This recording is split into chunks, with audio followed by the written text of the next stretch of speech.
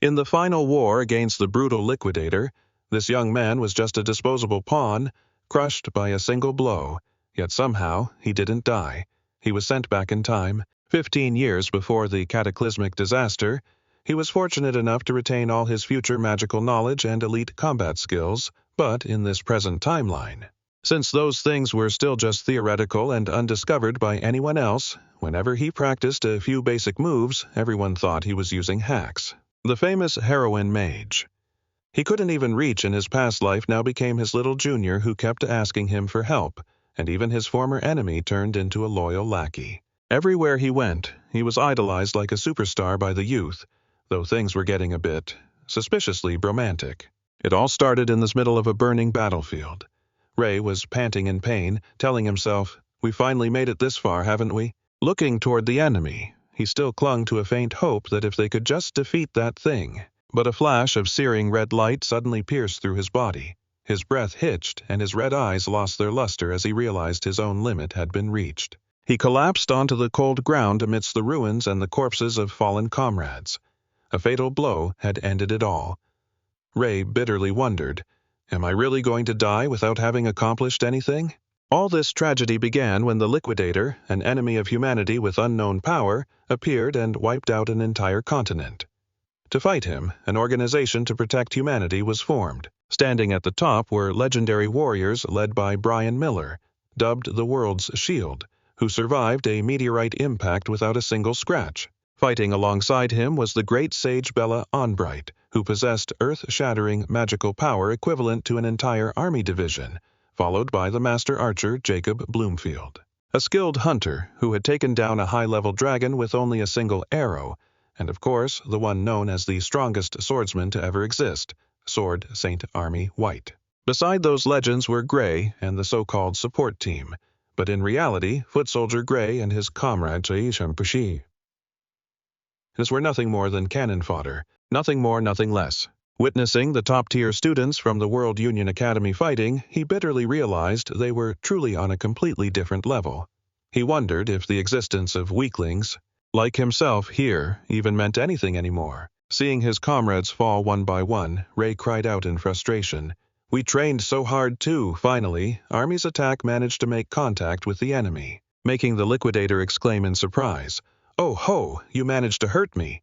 He replied coldly, "Fine, I suppose I should," then suddenly unleashed a terrifying surge of red energy. Deathly swept across, wiping out everything in an instant. The Liquidator hovered in the air and coldly declared, "Shall we stop playing around now?" His mind was in turmoil as he realized the brutal truth. He took them all down with one strike. He said everything until now was just playing around. This couldn't be happening. His red eyes gradually closed in utter helplessness amidst the desolate battlefield filled with fallen soldiers, his hope completely extinguished with the thought, "We have absolutely no chance of winning." As he lay dying on the ground, he suddenly realized something was off. "Wait, hold on, why? Why am I still alive?" A mysterious voice echoed, "I have found you. Appear, possessor of great power." Ray suddenly opened his eyes to find himself standing in a strange land of ruins under a night sky. He asked in bewilderment, "Where am I? Is this the afterlife?" It looked quite barren. His gaze landed on a tall figure sitting majestically on a throne ahead. Kronos looked down at Gray and coldly declared, "You are not dead yet. Your physical wounds have been healed." Gray was shocked, remembering the moment his chest was pierced. He asked blankly, "Did you heal me?" But the answer he received was unexpected. "No, not me. It was your own power." Ray couldn't help but be suspicious. My own power? The mysterious god continued to explain that even he couldn't fully analyze the terrifying hidden power locked within him. However, he affirmed it was even superior to what the Liquidator possessed, provided Ray could control it. Ray trembled and asked, "Are you saying we can win?" I was met with Kronos' silent gaze. "I do not know. I do not have high expectations either, but I believe the Liquidator must be eliminated." He firmly ordered, "Now you may go." A giant magic circle, shaped like a clock, glowed, engulfing Gray's body in a deep blue energy, as Kronos declared, "I will lend you my power." Back on the ruined battlefield, Gray's hand suddenly moved and gripped the hilt of his sword. A black and red energy seared around the blade, leaving him astonished. This was Kronos' voice, still echoing in his ear. "It is your power. My power is not something you can see with the naked eye." Realizing movement behind him, the liquidator exclaimed in surprise, A powerful slash carrying a surge of dark red aura lashed out directly toward him. The liquidator was shocked. "Impossible! Is there still someone that strong left?" Seeing the scratch on the opponent's armor, Ray realized, it seems like he's actually hurt. Ray poured all his strength into the sword, confidently thinking to himself that his power might even be superior. Driven into a corner, the liquidator roared, "Don't look down on me! I'll acknowledge you for forcing me to use my full strength." Immediately, a beam of energy sliced his body in half, but the enemy did not expect that. Even with such a fatal wound, he still hadn't died. At this moment, his entire body was covered in a thick layer of dark power. The liquidator trembled and asked, "What the hell is this? Are you really human?" Half of Ray's face began to transform, covered in cracks of red energy. Both lunged at each other, creating an explosion that shook the entire battlefield. The force of the attack. Ray's power was so strong it shattered the liquidator's defenses, leaving him terrified. The destroyer stuttered once more, "Are you truly human?" As those words were spoken, just as a fatal wound appeared on his shoulder, Ray retorted coldly, "That is the very question I have for you." Liquid Aether was panting heavily with exhaustion. Still unable to hide his astonishment, he muttered, "Your strength truly cannot be underestimated," Ray declared icily. "I will crush you time and time again until you are truly dead." He lunged forward with a slash carrying a powerful dark aura. A miserable, pained scream erupted as Liquid Aether took the hit. Bitterly, he spat out, "You monster!" Yet the destroyer would not yield. He suddenly unleashed a blinding light that engulfed his entire body, his hands forming seals to prepare a supreme magic spell. The sky shifted instantly.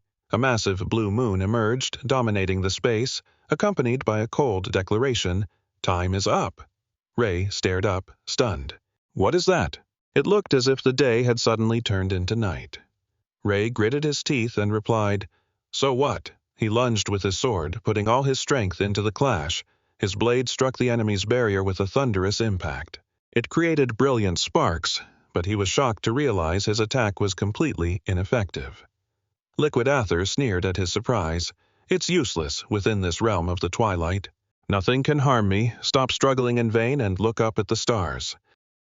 Ray stared fixedly at the brilliant points of light reflecting in his eyes.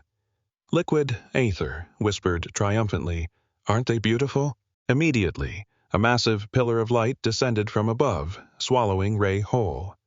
The terrifying power triggered a cataclysmic explosion, as if it aimed to erase his very existence entirely. Liquid Aether floated amidst the radiance and coldly declared, "If you are crushed into ashes, you won't be able to regenerate." He was convinced that everything was over. But suddenly, brilliant blue lightning began to surround him. A plot twist worthy of a protagonist left Liquid Aether stammering in shock. "What?" A massive magic circle in the shape of a clock appeared right behind him. Liquid Aether trembled as he realized the anomaly. "This energy, it's coming from those glowing portals." Kronos' voice echoed, "You have gathered a massive amount of power, but it might be enough to send you back." Realizing who was interfering at the last minute, Liquid Aether roared in terror, "Impossible! Kronos?" Kronos manifested and commanded Ray, "Can you hear me? Bearer of great power, channel all of it. I will send you back to the past." Kronos stated firmly, "That is all I can do for you." The magic clock spun violently. Roman numerals flashed by like lightning, dragging Ray into a vortex of time to return to the beginning. Kronos' voice echoed with authority, "I entrust the fate of this world to you." Ray slowly opened his eyes, finding himself lying in a lush green field under the brilliant sun. Confused, he looked around and muttered, "Where am I?" In the distance, a peaceful village appeared, leaving Ray in shock. "That's Ronaldo Village, my hometown."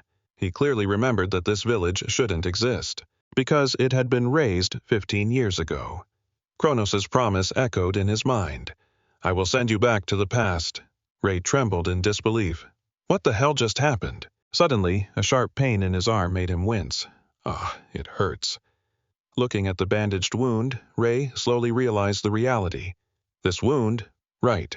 During this time, I used to be bullied by Balder and his gang. He gritted his teeth, thinking, I can't let myself be beaten by them again, but they are too strong. I can't win. He sighed wearily, feeling as if the battle with Liquid Aether was just a distant dream. Ray closed his eyes, the image of the destroyer flickering in his mind, and walked silently through the forest. Telling himself he would find a way to deal with them once he got a bit stronger, he didn't want to get hurt. Ray tensed up when he realized he had bumped into them. Balder stepped forward with a smug look. He hoisted his sword onto his shoulder and growled, I've been looking for you. You've really been a pain.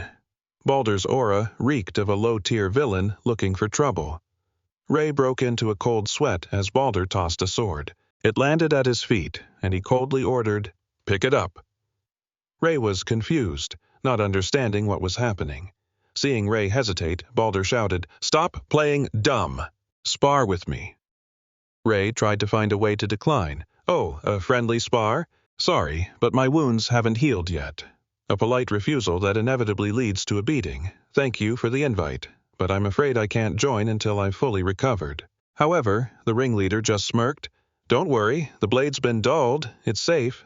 Looking at the heavy hunk of metal on the ground, Ray thought fearfully, but no matter how dull it is, it's still a huge chunk of iron. If it hits the wrong place... Balder's patience quickly evaporated. He roared, Shut your damn mouth! Do you think you have the right to refuse? He lunged toward him with murderous intent. If you don't like the sword, fighting barehanded is fine too. Ray realized the enemy's true intention in shock. He's going to beat me up while I'm unarmed? What kind of friendly spar is this? In that critical moment, the memory of a military doctor from his previous life suddenly surfaced in Ray's mind. The reason my swordsmanship never improved was due to an injury from when I was young. He realized bitterly that perhaps it was right here. My life of failure began.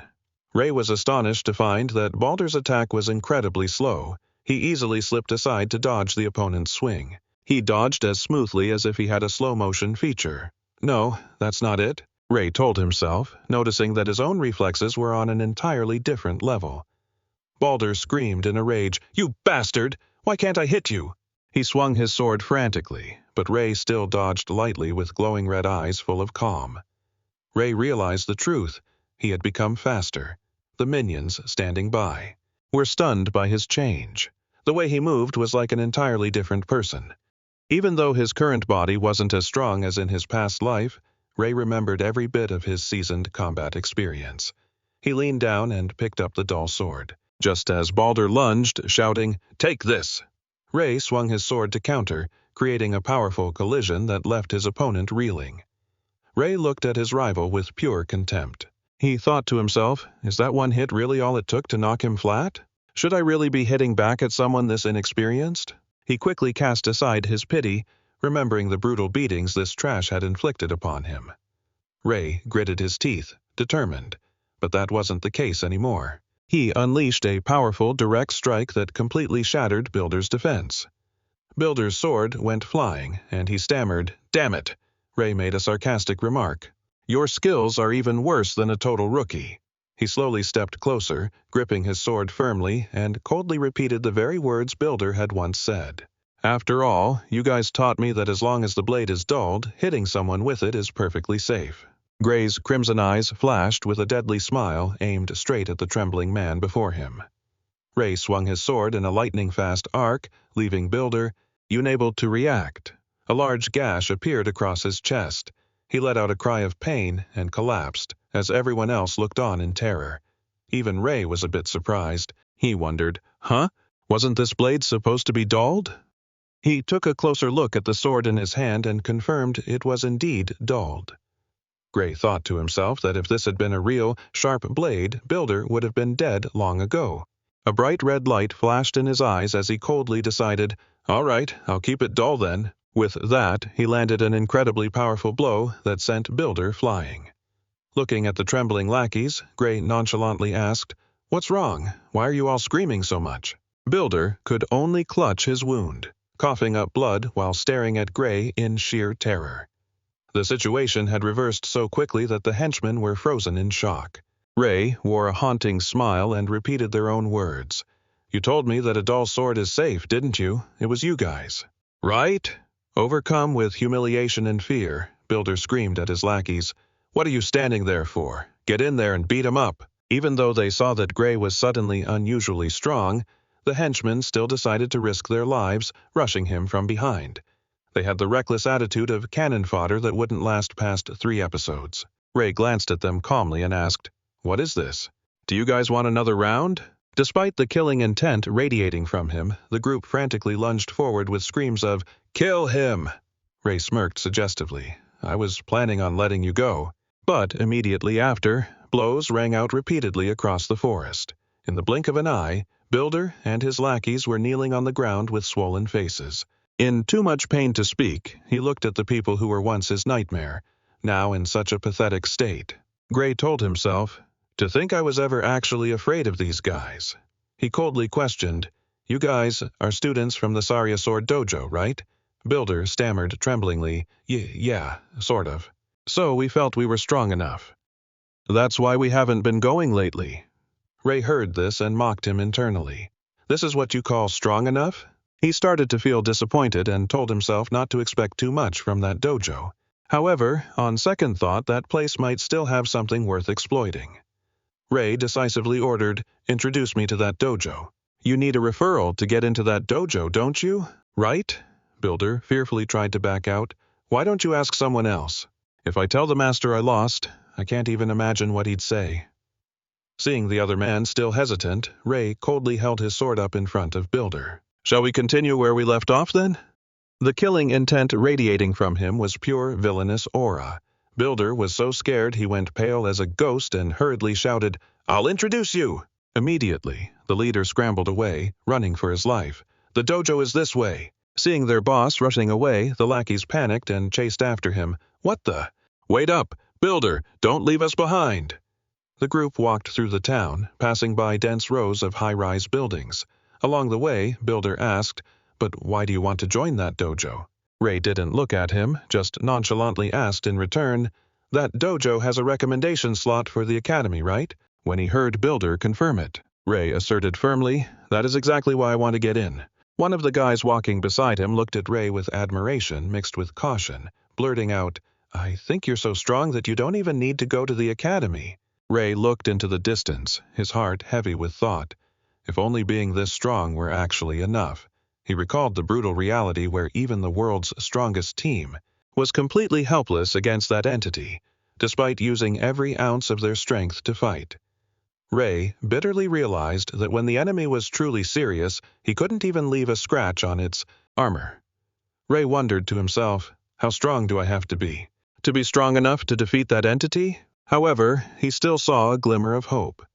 Ray recalled a brief moment during the battle when he had truly touched and controlled that dark, terrifying power hidden within him. He suddenly remembered the days spent being taught by the Sword Saint. Ray told himself that what he focused on back then was the swordsmanship taught by the Sword Saint. Looking back at his past incompetence, he regretted that if he had spent more time training under the same conditions as her, perhaps the outcome of that life-or-death battle would have taken a different turn. Ray believed that was exactly why Kronos sent him back to this starting point. At the Saria dojo, a woman with sharp white hair was coldly glaring at the pathetic students in front of her. Her aura was as overwhelming as a boss preparing to purge the entire dojo. Shouldering her wooden sword, she growled, summarizing the situation. "So, in short, are you telling me you used the swordsmanship you learned from me to bully civilians? And ended up getting beaten to a pulp in front of the Saria dojo master?"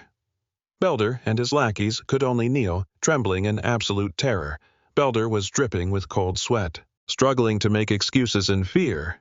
"We didn't mean to bully him, it was just a sparring match." But that clumsy lie only made the dojo master more furious. She slammed her wooden sword onto the floor, sending a shockwave that made the whole room tremble. The minions standing nearby shivered, their faces drained of color as she coldly questioned them. "Who gave you permission to make up excuses?" Her sharp eyes locked onto the ringleader. "If you call beating an unarmed person a sparring match, then this right now is just a sparring match too. Right?" The tip of her wooden sword pointed straight at Builder's eyes, leaving him frozen, his breath hitching under the terrifying pressure. She decisively ordered the good-for-nothing students to get lost. "Get out and never show your faces here again." She declared that their status was completely revoked from this moment on. "You have no right to call yourselves students of this dojo anymore." Belder and his group could only mutter, "Yes, master," before scrambling to flee the place. As soon as they vanished from sight, the white-haired woman lowered her sword and turned to Ray, her expression softening. "I apologize for that. It seems my former students have caused you some trouble." Ray bowed humbly and replied, "There's no need to worry about it." After expressing his thanks, the master got straight to the point. "So, I heard you want a recommendation to the academy." She received a determined nod from Ray. She walked over to the weapon rack and explained that as an apology for the trouble Belder had caused, she sincerely wanted to write a recommendation letter for him. "But I have to test your skills first." Ray didn't flinch. He clenched his fists and calmly replied, "I understand," as he moved into position in the center of the training ground. The white-haired woman took her stance and allowed Ray to strike first. "You may make the first move. Attack whenever you're ready." Not wasting a single second, Ray shouted, "Here I come!" His sword strikes were incredibly sharp and precise, creating powerful gusts of wind that made his opponent secretly amazed. This kid's swordsmanship is quite practical for his age. It's as if he has been through countless battles. The more they fought, the more she noticed the seasoning in every one of Ray's moves, and she understood why her former students had been crushed. Belder and the others were no match for him. Most of the style is self-taught, but sometimes his sword swings are just like what's taught at the academy, the white-haired woman thought, parrying the attacks. While quietly evaluating Ray, she wondered if someone had trained him already. Because, even though his technique was still a bit rough, he was truly a diamond in the rough with enormous potential. Realizing it was time, she decided, "It's a pity, but this ends here." The speed of the match suddenly accelerated, leaving the master astonished. "That's strange. Why isn't he out of breath? How is he still keeping up with me?" She was shocked to realize that, although she had only intended to test him a little, she didn't know when she had started using her full strength to cope. She questioned herself and why she was. Looking deep into Ray's red, murderous eyes, a chill ran down her spine, leaving her stunned. She felt afraid of this boy. Ray suddenly unleashed a wide sword swing, making the master lower her guard when she thought, "I had a bad feeling, but it turned out to be just a wild swing." Seeing an opening, she immediately seized the opportunity to lunge forward. "Finally, you've shown a weakness. This ends now." But at that very decisive moment, an unthinkable shift occurred that left her completely frozen. She couldn't believe her eyes as she witnessed the wooden sword. In her hand had broken into pieces, the wooden shards flying everywhere. Under the immense pressure, Ray stood still, feeling the familiar energy flowing through his veins. He thought to himself, "This feeling, it's just like that time. So I still possess that power." Ray suddenly felt excruciating pain and collapsed in the middle of the training ground. The master rushed over in a panic. "What's wrong? Are you okay?" Ray gritted his teeth, enduring the tormenting pain. He realized a harsh truth. His body couldn't keep up with the power. He struggled to catch his breath, shakily forcing himself up while leaning on his wooden sword, and answered weakly, "I'm fine," even though he said that. Deep down, Ray knew he was just forcing himself to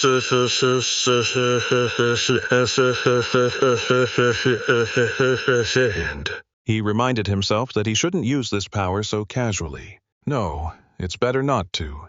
Looking at the master's suspicious expression, Ray knew that even if he explained it, she wouldn't believe him, and besides, this was still a power that he hadn't fully mastered yet. To clear the tense atmosphere, Ray scratched his head and offered a forced smile. "I just went a little overboard." The master silently stared at the broken wooden sword in her hand, her mind in turmoil with logical deductions. "Logically, it's completely impossible to snap my sword with a blunt wooden one, and he knows that, too." Seeing her standing there, staring blankly at him, Ray hesitantly asked if something was wrong. Looking at the boy's somewhat foolish smile, she sighed inwardly. He wasn't going to say it out loud, so the teacher squeezed her eyes shut, trying to suppress her extreme shock and her doubts about Ray's true potential. When Ray expressed his wish to be recommended to an academy, the swordsmanship instructor looked at him thoughtfully and confirmed, "Yes, I can. I can absolutely write a letter of recommendation for you to the most prestigious school in the kingdom, the Royal Sword Academy. However, her gaze suddenly turned cold as she issued a warning. I cannot advise you to go there. You don't belong there. Ray stood stunned, his mind swirling with thoughts. I knew it. I'm just not strong enough yet. He realized bitterly that outside of that last burst of power, he had barely achieved anything of note. Suddenly, the white-haired woman continued, The place you should aim for is the World League Academy. It's no longer just the most prestigious school in the kingdom. It's where the most brilliant geniuses from all over gather. Ray gasped inwardly. The World League Academy. Isn't that where the Sword Saint and the others studied? He doubted whether someone like him could even be accepted into such a legendary place. But his teacher poured cold water on his hopes. No, it's impossible. Surely you've realized it yourself by now. Your body simply isn't suited to be a swordsman. Delivering a cold, top-tier teacher's reality check, she explained that if he were at the Royal Academy, Ray might be able to use his skills to pull the wool over everyone's eyes, but at the League Academy, no one could be fooled. She looked at him suspiciously. How did you even develop such skills? With a body as weak as that? The League Academy sounded like a server full of monster-tier players. Ray broke out in a cold sweat. He knew full well that those who walked out of there were genuine monsters. And with his current physical state, he had no chance of competing. Seeing Ray looking discouraged, the teacher asked, Why do you want to give up? There are still 9 months left until the entrance exam, aren't there? Ray was anxious, as 9 short months were hardly enough to prepare, and his teacher admitted that time was indeed extremely scarce. However, she looked him straight in the eyes and affirmed, But I want you to trust me. Faced with that intense pressure, she sternly asked if he was ready to endure hardship throughout the coming time, even though he inwardly thought he didn't want to suffer at all. But Ray knew there was no way back. He gripped his shirt hem and declared resolutely, I will do it. Please help me through these next 9 months. Seeing the determination burning in his red eyes, the teacher gave a mysterious smile. Good. Now, let your hell begin. She entered her stance, turning the training process into a living nightmare to push past his limits. The pages of the calendar began to flip rapidly, marking a series of grueling training days. On rest days, Ray had to carry giant boulders on his back under pouring rain and consume massive amounts of food to build up his stamina. He even had to swallow terrifying-looking recovery potions. The training regimen followed the spirit of survive first, worry about the rest later, and it didn't stop there. He was repeatedly knocked down and suffered painful blows in unrelenting sparring sessions. 8 months passed in sweat and blood, transforming a frail boy into a warrior with sharp reflexes. Ray had completely shed his old self, possessing a toned body with solid muscles and the scars of maturity. The teacher commented with satisfaction, You've toughened up quite a bit. Now, I have nothing left to teach you. She smiled and advised him to leave with confidence, but Ray was still puzzled because there was still 1 month left until the exam. The teacher explained that going to take an exam in a strange place was never easy, so he needed to get there early to get used to the environment and be best prepared. She handed Ray a money pouch and instructed, This is enough travel money for your food and lodging for 1 month. Ray felt something was wrong and questioned, But leaving a whole month early, isn't that too soon? He secretly thought that maybe she was trying to get rid of him, but his master just laughed.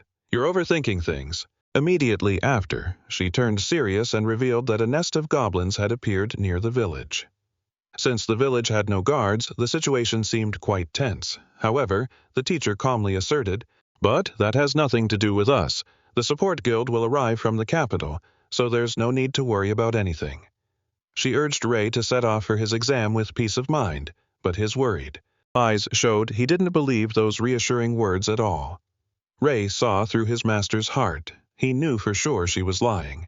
In his memories, this village would be wiped out because no one came to the rescue, and his master would sacrifice herself. When she went alone to eliminate the monsters, though heartbroken, Ray remained calm and replied, I understand.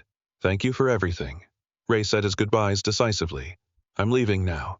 The teacher smiled, wishing him success on his exam, and watched his silhouette fade into the distance. Night fell quickly, and a full moon hung in the starry sky. At that moment, in the dark forest, the teacher quietly entered the danger zone alone. She observed the tracks on the ground and muttered to herself, "According to the scout report, it's over there." Just as she was about to move forward, a familiar voice suddenly echoed from above. "Where do you think you're going?" The teacher looked up in shock and saw Ray sitting calmly on a tree branch, his gaze cold and fixed directly on her. The master gasped in surprise. "Ray, why are you here? Aren't you on your way to the academy?" Ray jumped down lightly from the branch and calmly replied to the question. "I should be the one asking you that. You said the goblin nest would be handled by the army from the capital, didn't you?" The white-haired woman finally admitted that the army could not make it. Due to an urgent matter, she decided to handle the monsters herself. "I'll be fine on my own," she insisted confidently. "I already know how dangerous that pack is from the scouting reports." According to her information, the leader was a high-ranking goblin commanding a group of about 40 to 50. Even though she admitted the numbers were a bit troublesome, she held firm to her decision. "Charging into their den all alone," Ray analyzed silently. "A high-ranking goblin, huh? It's not that strong on its own, but their true strength lies in their intelligence and leadership. Getting surrounded would be suicide." Ray's gaze sharpened as memories of the past tragedy resurfaced. He knew for a fact that if he let his master go alone, she would never make it back, and his home village would be wiped out by them. "I've seen that future with my own eyes," Ray told himself, then looked his master straight in the eyes and pleaded, "Please, let me go with you." However, the silver-haired woman firmly refused. "I already said, I am enough on my own." Ray didn't give up. He pressed on. "I don't want to miss out on real combat experience." "Or do you think I'd just be a burden?" His master looked at him with a complex expression. She smiled and admitted that even during their sparring sessions, she could no longer beat him. Even so, she was worried about the unpredictability of a real battle, especially with a monster pack that appeared out of nowhere like this. Regarding something this dangerous, it's best to wait until you have more field experience. Ray's voice dropped. "So, you're determined to go alone? In that case, I have an idea." Facing his master's puzzled look, he declared coldly, "I'll fight you, knock you out, and handle the goblins myself."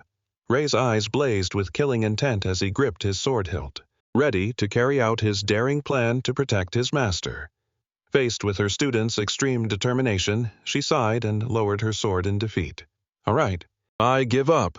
She looked at Ray with eyes full of trust but didn't forget to warn him, "But promise me that no matter what happens, you will come back safely." Ray responded nonchalantly, "That's my plan exactly. And you don't you dare die." Both of them headed toward the monster's den. The master smiled and affirmed, "Of course." Under the hazy moonlight, a deep valley appeared with flickering fires from the goblin nest nestled between sheer cliffs. The master observed the treacherous terrain. Ray remarked, "There's no escape route in this terrain. They must be really confident to build a nest in a place like this." His master added, "And we can't run away either. The opponents are intelligent monsters, so it's better to be cautious. One failure and the whole team is finished." Ray nodded. "I know." Both of them hid behind a rock ledge to watch the large goblins guarding below. The master whispered, "I don't see the leader. It must be inside the tent. I hope we can take some of them out." Before the leader showed its face, the master quickly divided the tasks. "Ray, you take them out one by one on that side, and I will go from this side." Ray replied calmly, "Understood." Receiving a nod of approval from his master, they immediately launched their attack. At the signal to begin, a goblin suddenly noticed something amiss. But it was too late. The master rushed in like a whirlwind, her attack speed so fast the goblins couldn't even grasp the situation. The guards fell one after another in shock. Screams of alarm echoed throughout the nest. The goblins crazily rushed out to surround them. Amidst the enemy encirclement, Ray gripped his sword hilt, his crimson eyes flashing with killing intent. He charged into the crowd like a phantom, every slash carrying terrifying power that left the monsters helpless as they were wiped out in droves. Master and student coordinated perfectly, creating a deadly pincer movement that swept away all resistance.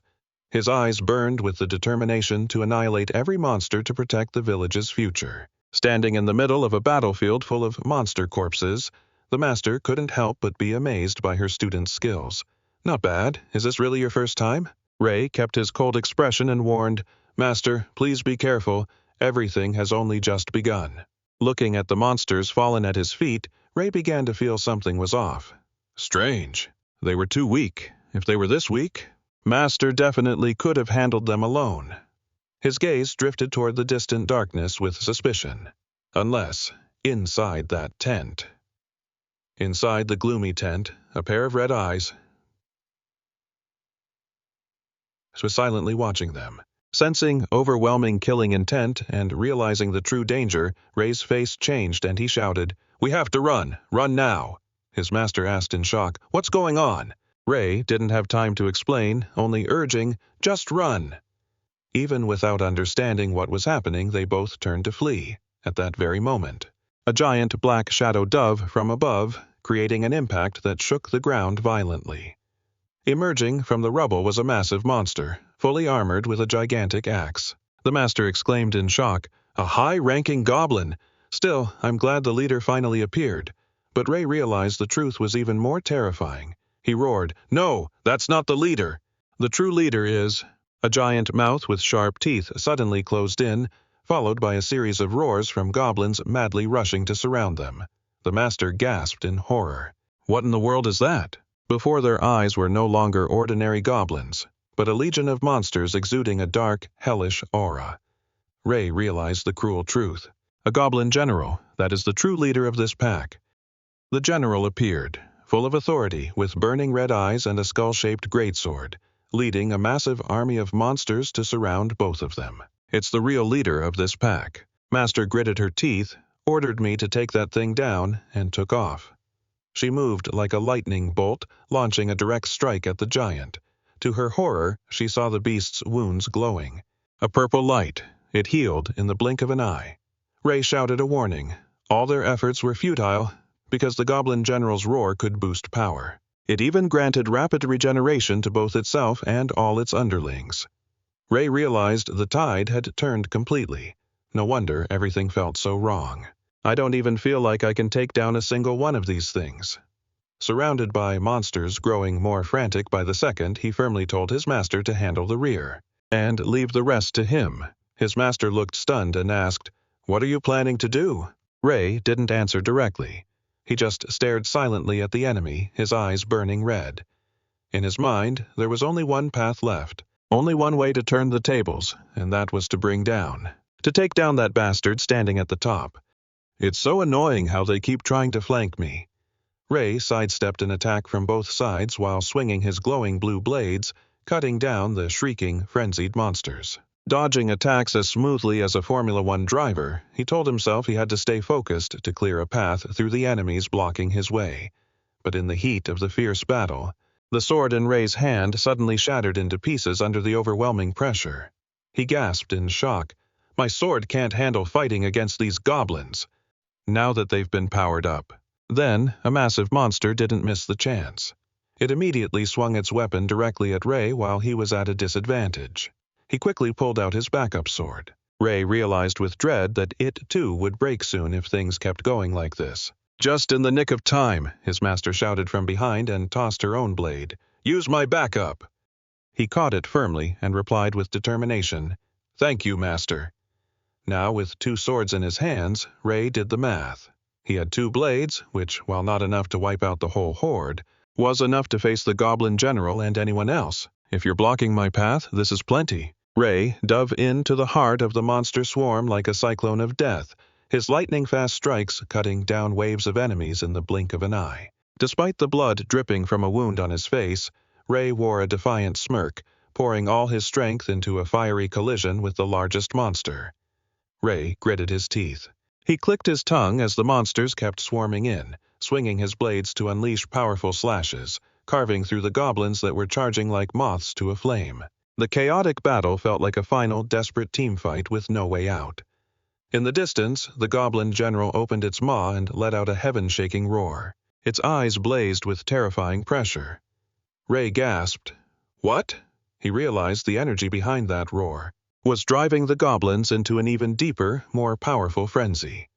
A monster suddenly blocked Ray's strike, making him wince in pain as he glared at the leader observing from afar. Ray realized the brutal truth. "Did you see through my plan already?" The general's roar echoed through the valley, urging its underlings to tear their prey apart. While struggling to defend himself, Ray thought, so your intelligence wasn't just for show. He swung his swords repeatedly to deflect the relentless barrage, searching for a gap to break out of the closing circle.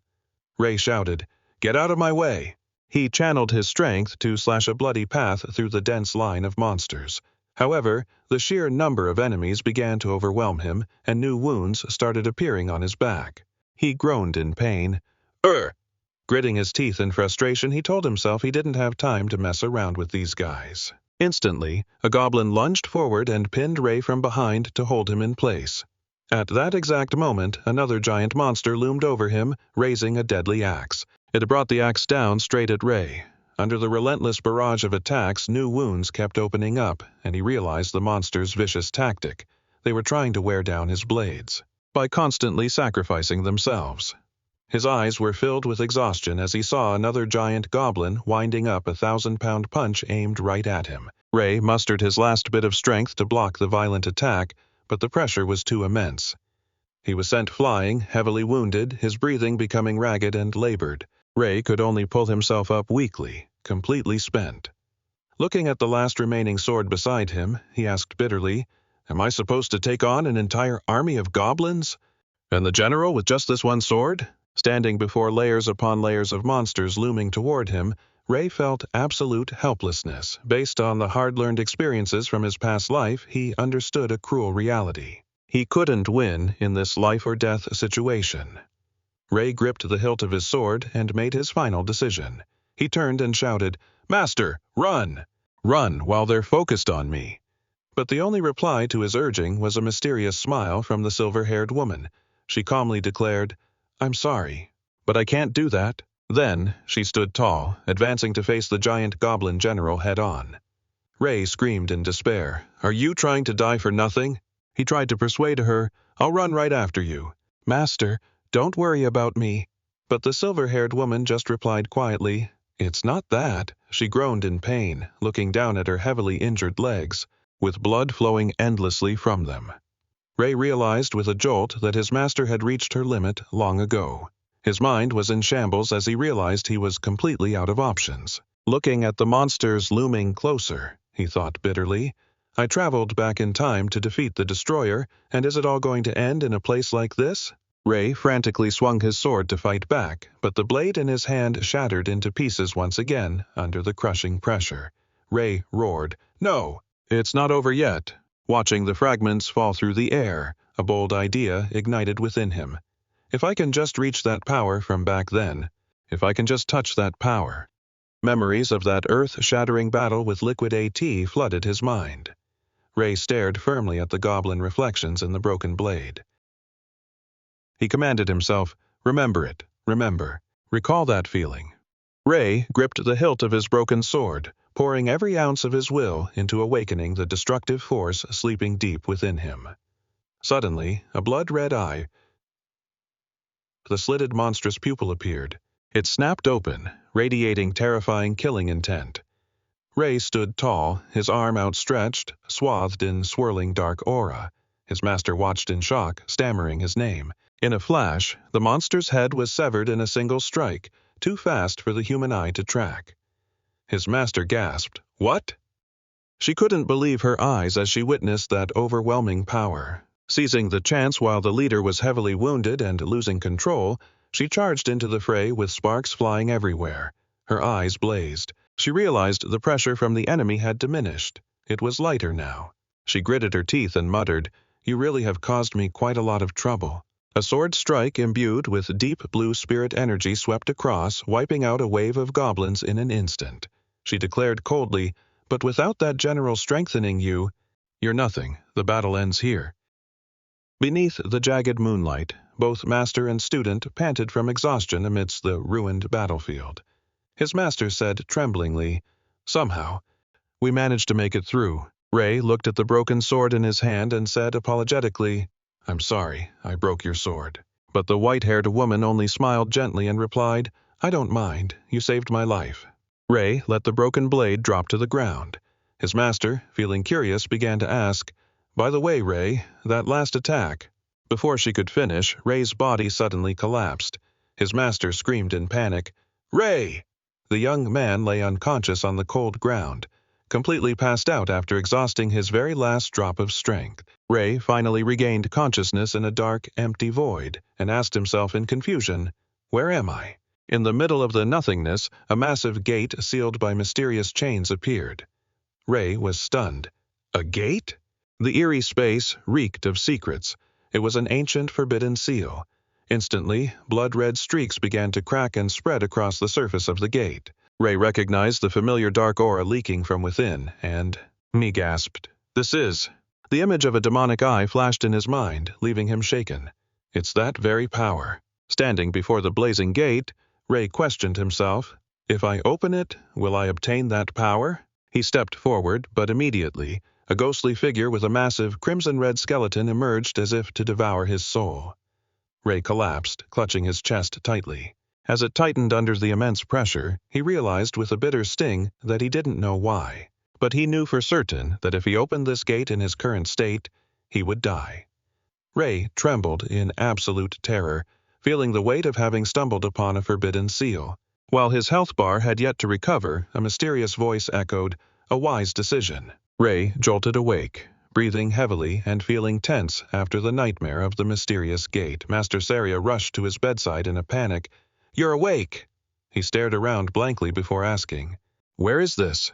She exhaled in relief and explained, "This is the village infirmary, and you've been unconscious for 5 whole days. I was so afraid you'd never wake up again." Ray was shocked to learn he had been out for 5 days. He told himself he had pushed too hard, perhaps his body had reached its limit, but his master immediately countered him. She felt that the phrase, pushing too hard, was far too light to describe what he had done during that catastrophic battle. Shoving that aside, she looked at him with concern and asked, "Is your body okay? Can you move?" Ray tried to move his right arm but felt completely helpless. He couldn't muster even a bit of strength into it, though he could manage a slight twitch if he tried his absolute hardest. He feared that he might never be able to hold a sword again in this condition. Specifically, a strange black bruise shaped like a dark mark had appeared on his wrist. Ray grew suspicious when he saw his master ask, "It doesn't move very well, does it?" He wondered if she couldn't see it, then answered honestly, "I can't put any strength into my dominant hand." His master replied gravely, "The wound won't heal anytime soon because all the bones in your right arm were shattered." Ray gasped in shock. "My bones were shattered?" I was incredibly surprised because even though my bones were shattered, I didn't feel any pain at all. My master revealed that they had used a magical potion to treat me. Ray was stunned and shouted, "A magical potion, really? Isn't that supposed to be extremely expensive?" Saria reassured Ray not to worry too much, as the village chief himself had given them the potion. Ray was still skeptical.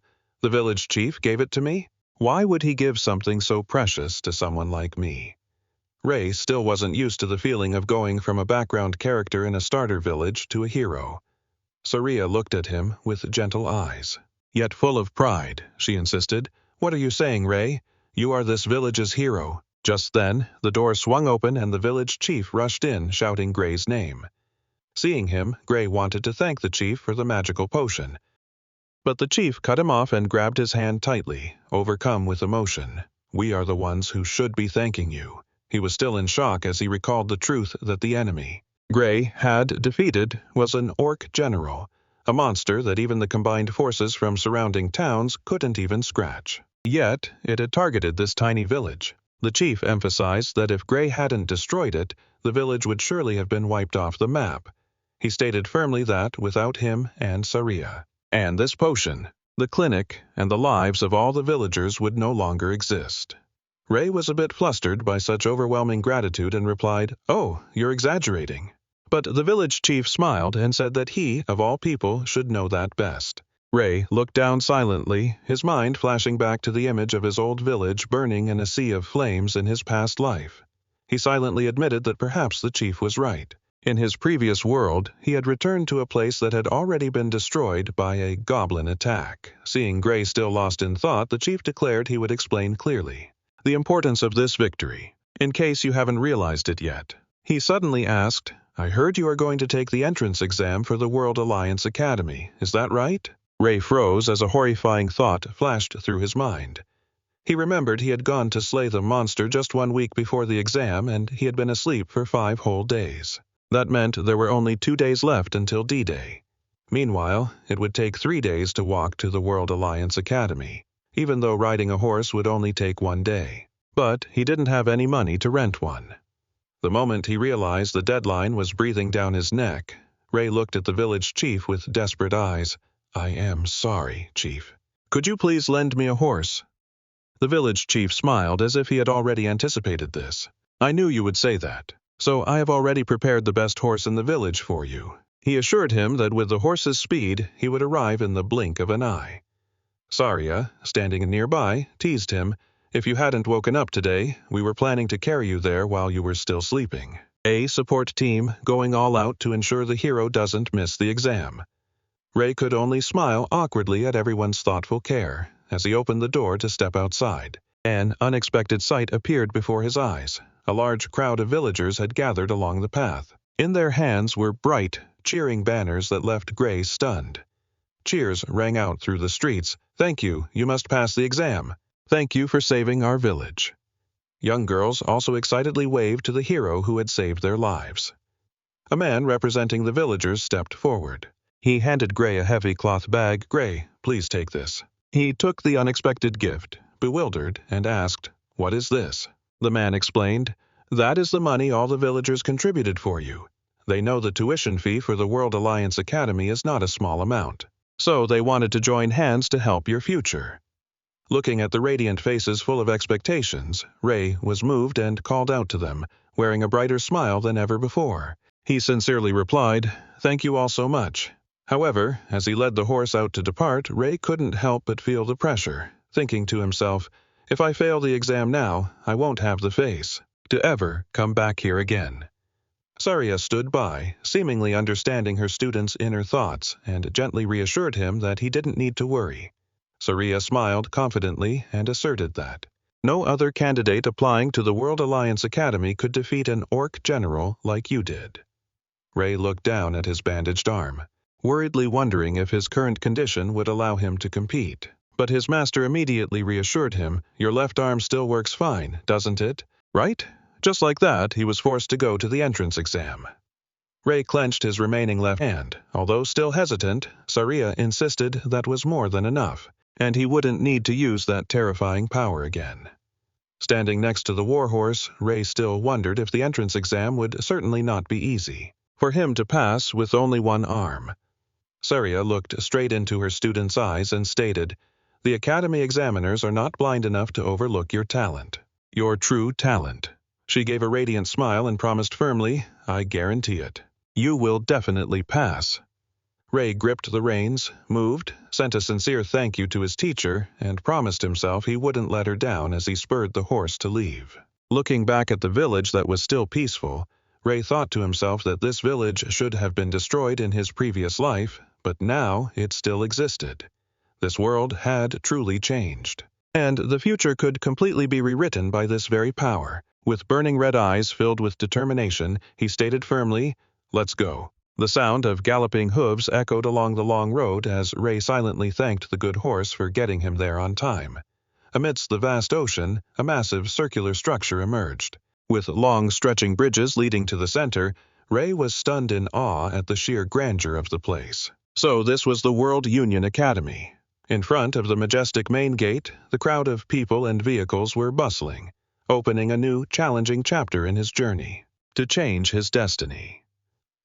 In the middle of the massive central arena of the World Union Academy, thousands of examinees were crowded together under the deep blue sky. A clear, booming voice announced the start of the examinee card distribution, requiring everyone to stay in their positions until the process was finished. Standing in the crowd, Ray listened to the anxious chatter about the harsh acceptance rate, with some questioning if everyone there was an opponent.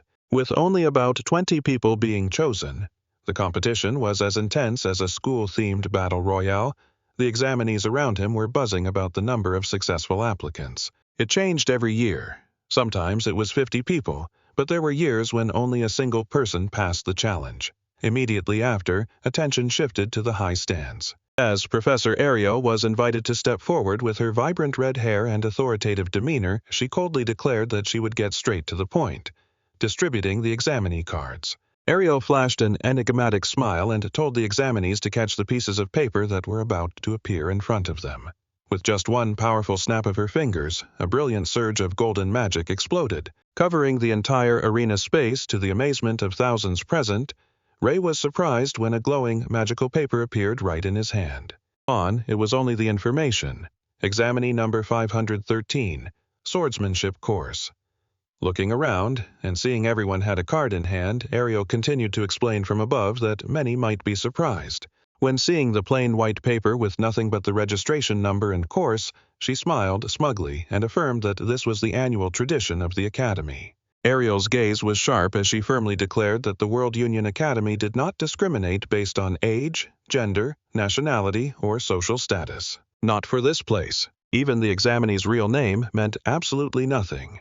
She pointed forward and emphasized that only those with the grit to pass the exam and earn the right to walk across the bridge leading into the academy were worthy of having their names asked.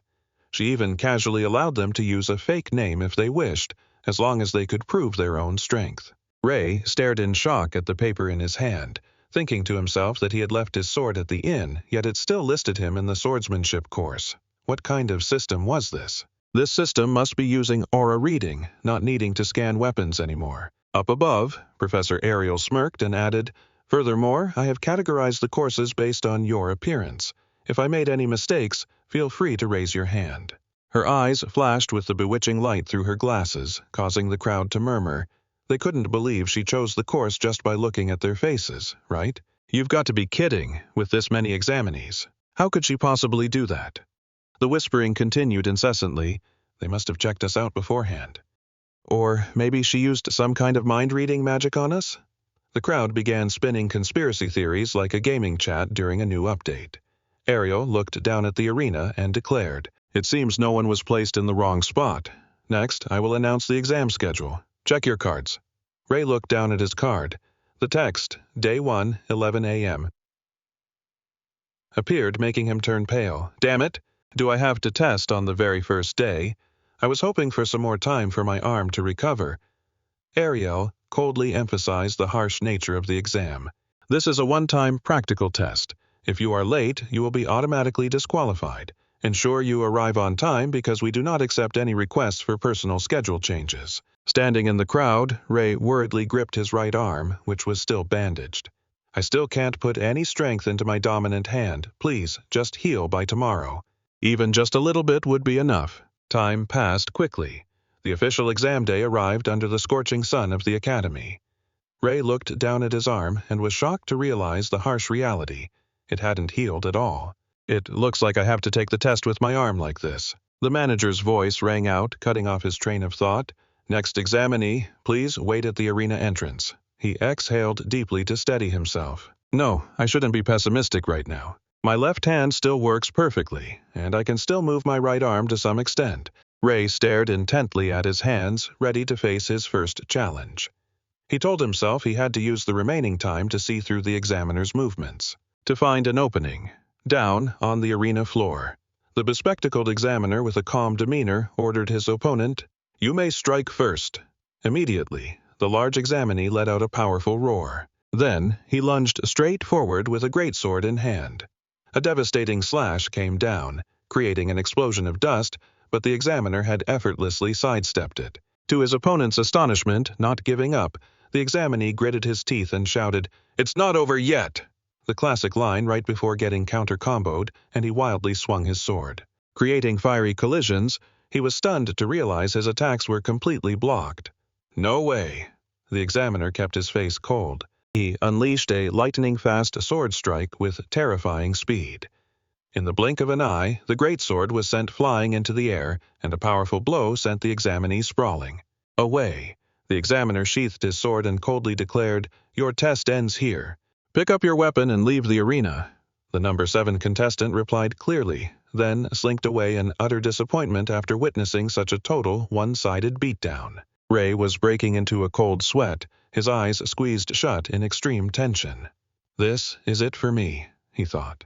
Just then, the judge's commanding voice rang out across the arena. Next, number 513, Ray. He stepped onto the field and answered firmly, yes. Looking at the judge who had just taken down a contestant, that massive fellow with just one hand, he couldn't help but feel anxious. You're telling me I have to fight the guy who just crushed that giant with a single hand? The judge calmly ordered, You may make the first move. Ray replied decisively, Understood, though he couldn't help but tell himself, Honestly, I don't feel like I have a ghost of a chance. But I'm still going to do everything I can. Let's go. Ray darted forward. In his mind, his master's teachings flashed. A sword isn't just swung by the arm. You must channel the power generated from your entire body through your hands. That's what you taught me, isn't it? Ray poured his strength into the attack even though his right arm had no power left. If I can channel the force through my other muscle groups.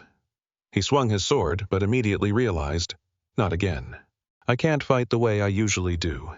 If swinging a sword without arm strength were that easy, then nobody would bother training their bodies in the first place. A powerful clash occurred, making the judge gasp in astonishment as Ray suddenly realized something. Huh? Watching the opponent's sword path, he wondered. Isn't the judge's technique a bit slow?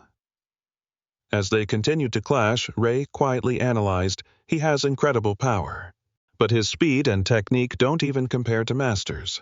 He decided to change tactics. If I rely on the swordsmanship I learned from her, I might be able to compensate for the difference in arm strength. Ray's crimson eyes flared with killing intent.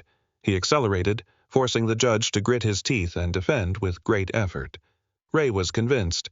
Yes, he's definitely slow. He's not as strong as I thought.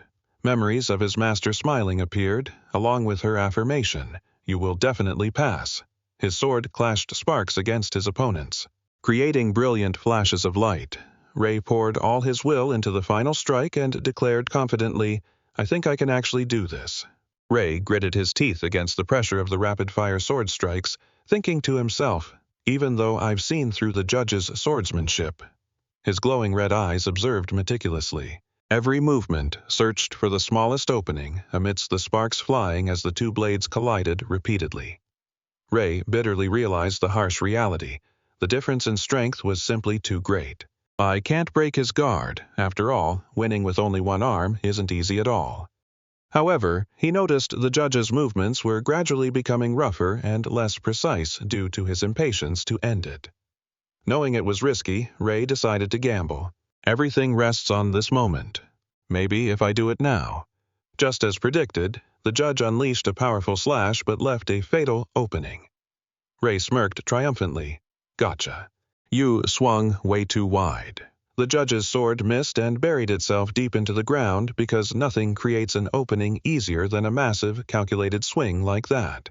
Ray slipped behind his opponent in a flash. He thought firmly, no matter how big the power gap is, if I can just get behind him. But just as Ray prepared to deliver the decisive blow, a loud shout echoed across the arena. Stop! Both froze in the middle of the vast arena, and Ray stood there, stunned. With his sword tip pointed straight at the judge, his breath still heavy, he wondered if the match was truly over. He felt a pang of regret that the stop order came too soon, just as he had found his chance. However, an announcement from the stands crushed all hope. The time for the test has expired. With this result, the match was declared a draw. Ray gritted his teeth bitterly, silently blaming himself for not finishing it sooner and causing such an unsatisfying result. He looked down at his sword and his still bandaged right arm. Ray left the arena silently with his head hung low. He tried to comfort himself by saying he had done his best, but the anxiety about the future haunted him, realizing that if he couldn't beat this judge, then the journey ahead will be incredibly arduous. Walking heavily up the steps, Ray sighed to himself, maybe I'll have to wait until next year when my arm is fully healed. To come back and try again, 1 week later, in meeting room number 53 of the World Alliance Academy, high-ranking officials gathered to evaluate the exam results. An elder representative with silver hair and reading glasses thoughtfully asked the members for their thoughts on the candidates after everyone had completed their tests. A young, tired judge complained about how inefficient the observation process was, and suggested splitting the work next year to reduce the pressure. Immediately, another member with a beard argued back that they couldn't miss any of the Academy's talent just for the sake of personal convenience. The elder interrupted the debate, reminding everyone to focus on evaluating the students instead of arguing about the testing system. He tapped the table lightly, asking to start the evaluation for the swordsmanship course and setting the question of who had passed. A deep blue magical aura erupted, displaying a list of the top candidates. As usual, those who managed to defeat the judges would be passed. The elder spoke up while looking at the magical screens replaying the matches. He explained that the others would be evaluated based on their displayed skills and how well they held their own, within the 15-minute limit. Then he turned to ask the opinion of the swordsmanship course instructors. One judge commented that besides those who won, candidates number 217 and 753 were the most outstanding. The discussion quickly came to an end with the consensus, "Let's decide on that. Those others, even if they got in, wouldn't be able to keep up with the curriculum anyway." Everyone agreed without any further objections. "Good, so we have confirmed the list of those selected for the swordsmanship course." The elder nodded in conclusion. However, the atmosphere suddenly changed when a question rang out. "What about candidate number 513? All eyes were glued to the screen displaying Gray's profile. One of the judges stared at the teenager and muttered, "Candidate number 513, this kid? Really?" The feeling of being scrutinized by the panel felt just like when a teacher turns on the camera for a pop quiz. The footage of Gray's match flickered onto the magic screen again. The judge gave a harsh assessment. It might look like he was about to win, but if he has to rely on setting traps just to beat a judge, his future is going to be a rough one. The criticism against Gray continued. "The technique is fine, I suppose, but his raw power is severely lacking. I felt like he was completely overwhelmed from start to finish." Faced with these negative remarks, the senior official coldly delivered the verdict. "In that case, he fails." While his colleagues were busy dismissing Gray, Professor Ariel stood in silence, watching with a meaningful look in her eyes.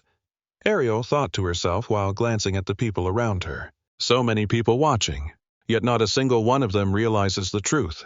She let out a cynical sigh, thinking that if everyone was going to be this blind, then sitting here watching together is just a complete waste of time. The next morning, brilliant sunlight washed over the Academy's grand clock tower, signaling the start of a new day. Amidst the bustling crowd heading toward the center, Gray stood motionless at the foot of the clock tower, his hand tightly clutching his candidate card, number 513. The loudspeaker boomed across the area. "The successful candidates for the swordsmanship course will be announced now. Only 6 people have passed." Gray nervously swallowed, whispering to himself, "This is it." One by one, the numbers were called out. Candidate number 5, candidate number 217, followed by their respective candidate cards. A brilliant red flame ignited on the hands of the lucky few. The list continued. Number 432, 615, then 753, and 925. The cold voice on the loudspeaker finalized the list. "That is all. These 6 candidates have been accepted into the swordsmanship course." Gray looked down, stunned, at the card that remained lifeless in his hand. The final announcement echoed, urging the successful candidates to cross the bridge quickly to complete their enrollment before the day ended. All around him, those who had made it were cheering with excitement, a stark contrast to Gray's terrifying silence. He bowed his head bitterly, admitting to himself, "Looks like I really did fail." In the midst of the crowd, a mix of laughter and tears, Gray quietly turned and walked away in utter disappointment. Suddenly, a strange announcement boomed, shattering the atmosphere. "Next is the special directed mission from the Heavenly Eye, candidate number 513. Immediately, the card in Gray's hand erupted with a vibrant, deep blue energy. It engulfed his hand, to the shock of everyone around him. The crowd gasped in astonishment at the strange phenomenon. Gray stared, bewildered, at the blue flames dancing on his hand. He was dazed, unable to believe his own eyes. Did I actually pass?" Other candidates began to whisper among themselves, full of doubt. "The Heavenly Eye special admission? Looks like they're doing that again this year." Standing amidst the gazes directed his way, Gray was still in shock, questioning himself. "The Heavenly Eye special admission? This is the first time I've ever heard of it. Isn't that just a shortcut for someone with connections? A candidate standing nearby sneered, and the other added sarcastically, "The World Union Academy has truly gone downhill." Gray wondered in a panic. A backdoor deal? Suddenly labeled a VIP, but no one respects it. He thought to himself that he didn't have any connections at all. Could it be that my master helped me out behind the scenes? However, Gray still felt deeply confused because he had never heard her mention anything about this. A senior official suddenly appeared and started reprimanding the group of young men. "Don't speak of the Heavenly Eye special admission like that," he sternly asserted.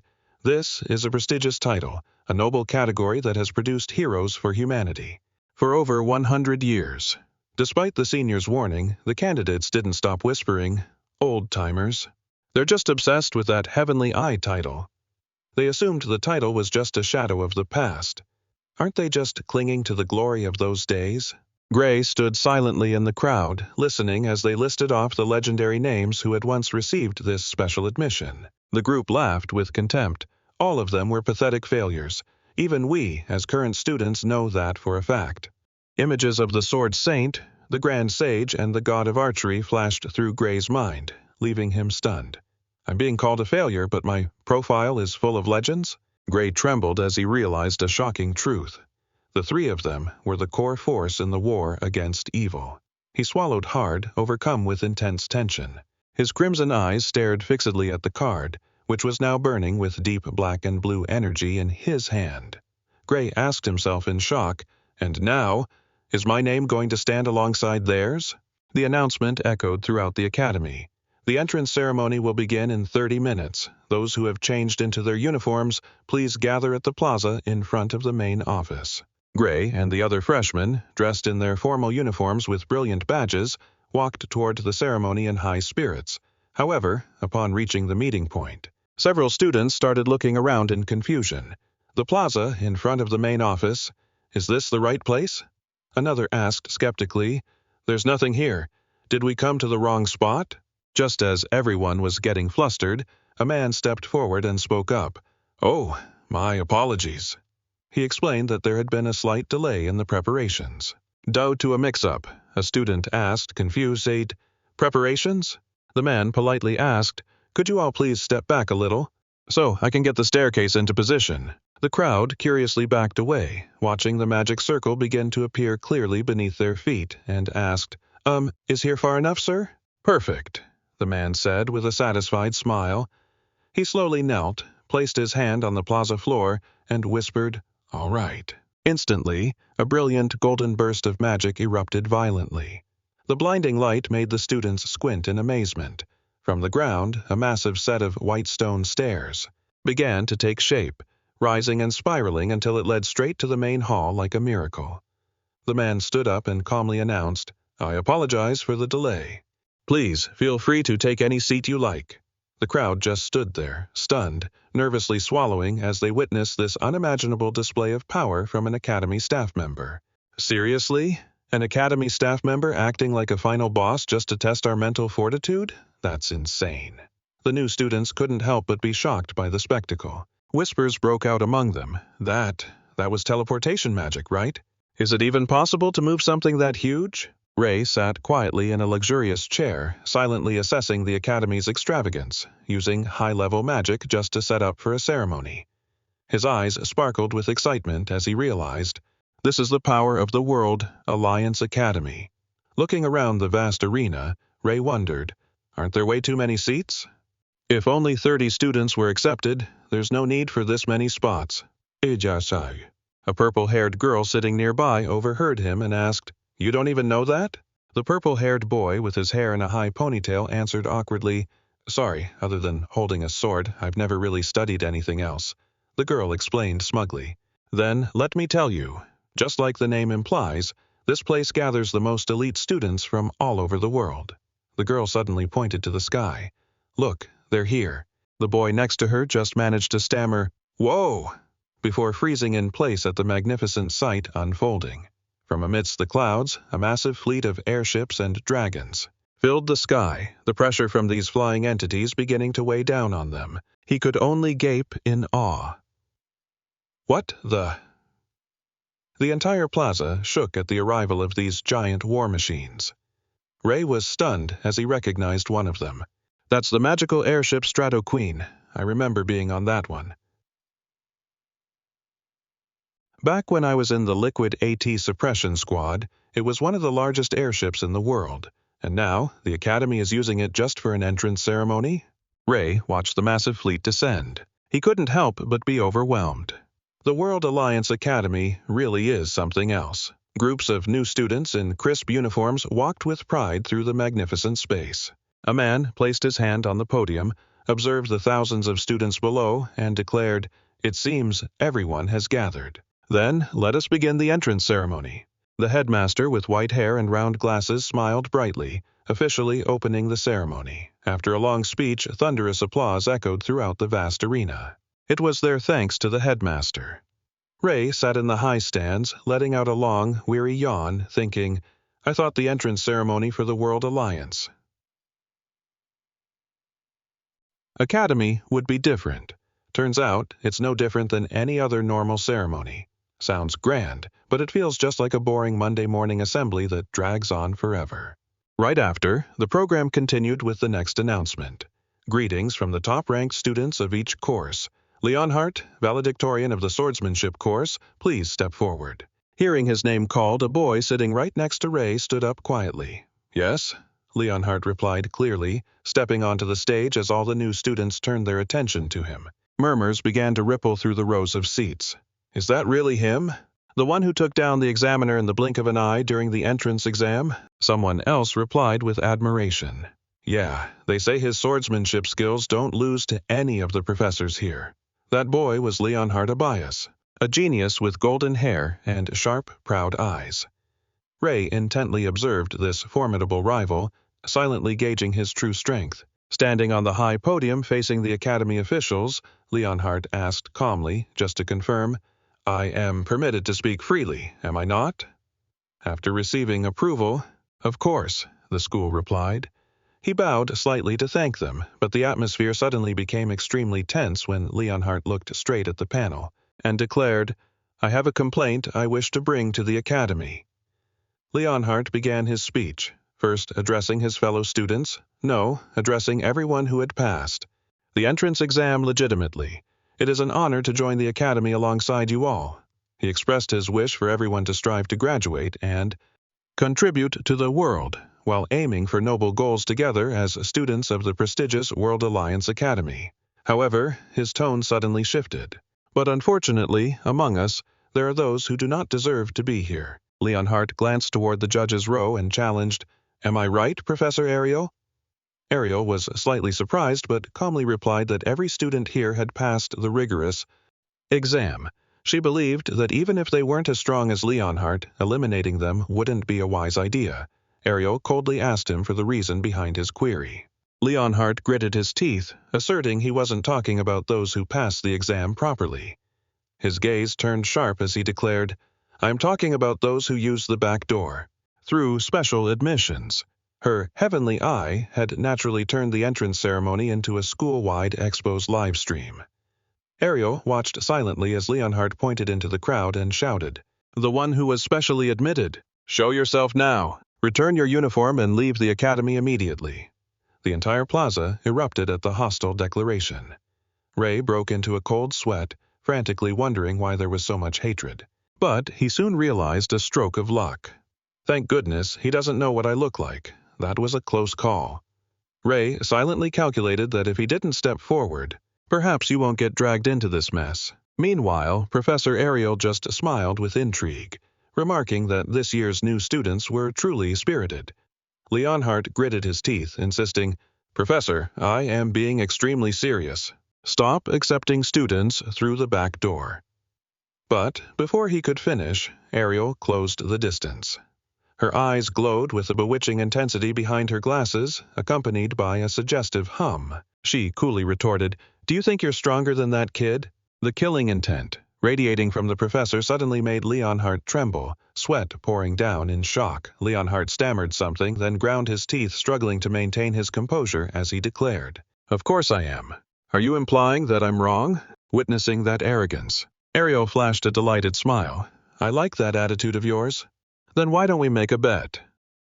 Leonhardt asked, bewildered. A bet? Ariel confirmed decisively, yes. A dangerous glint flashed in her eyes as she announced the terms. We'll stake my job and that kid's enrollment on it. Both Leonhardt and Gray froze in shock, unable to believe this professor would dare gamble her entire career on a student labeled as a backdoor hire. The drama escalated from a school rivalry to a wager on their future careers. Gray stammered in shock. A bet? Leonhardt looked at Professor Ariel suspiciously. Are you planning to make me fight that special admission kid? Ariel smiled and waved her hand. I wouldn't do anything so crude. But right after that, her expression turned icy. After all, if he goes all out, you'll lose your life. As an educator, I cannot put my student's life in danger. That statement made Leonhardt so angry that veins popped on his forehead. He glared and roared, Are you provoking me? Ariel replied nonchalantly, I am perfectly serious. She suggested changing the format. Let's bet on monster hunting instead, that would be safer. Besides, you're better at fighting monsters than humans, aren't you? Right? Leonhardt went silent, realizing the professor knew his secrets very well. He asked coldly, So what exactly is the bet?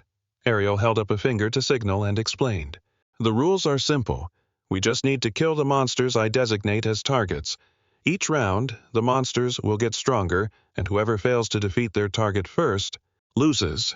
She announced the stakes clearly. If he loses, I will resign as a professor, and all special admission students will be expelled.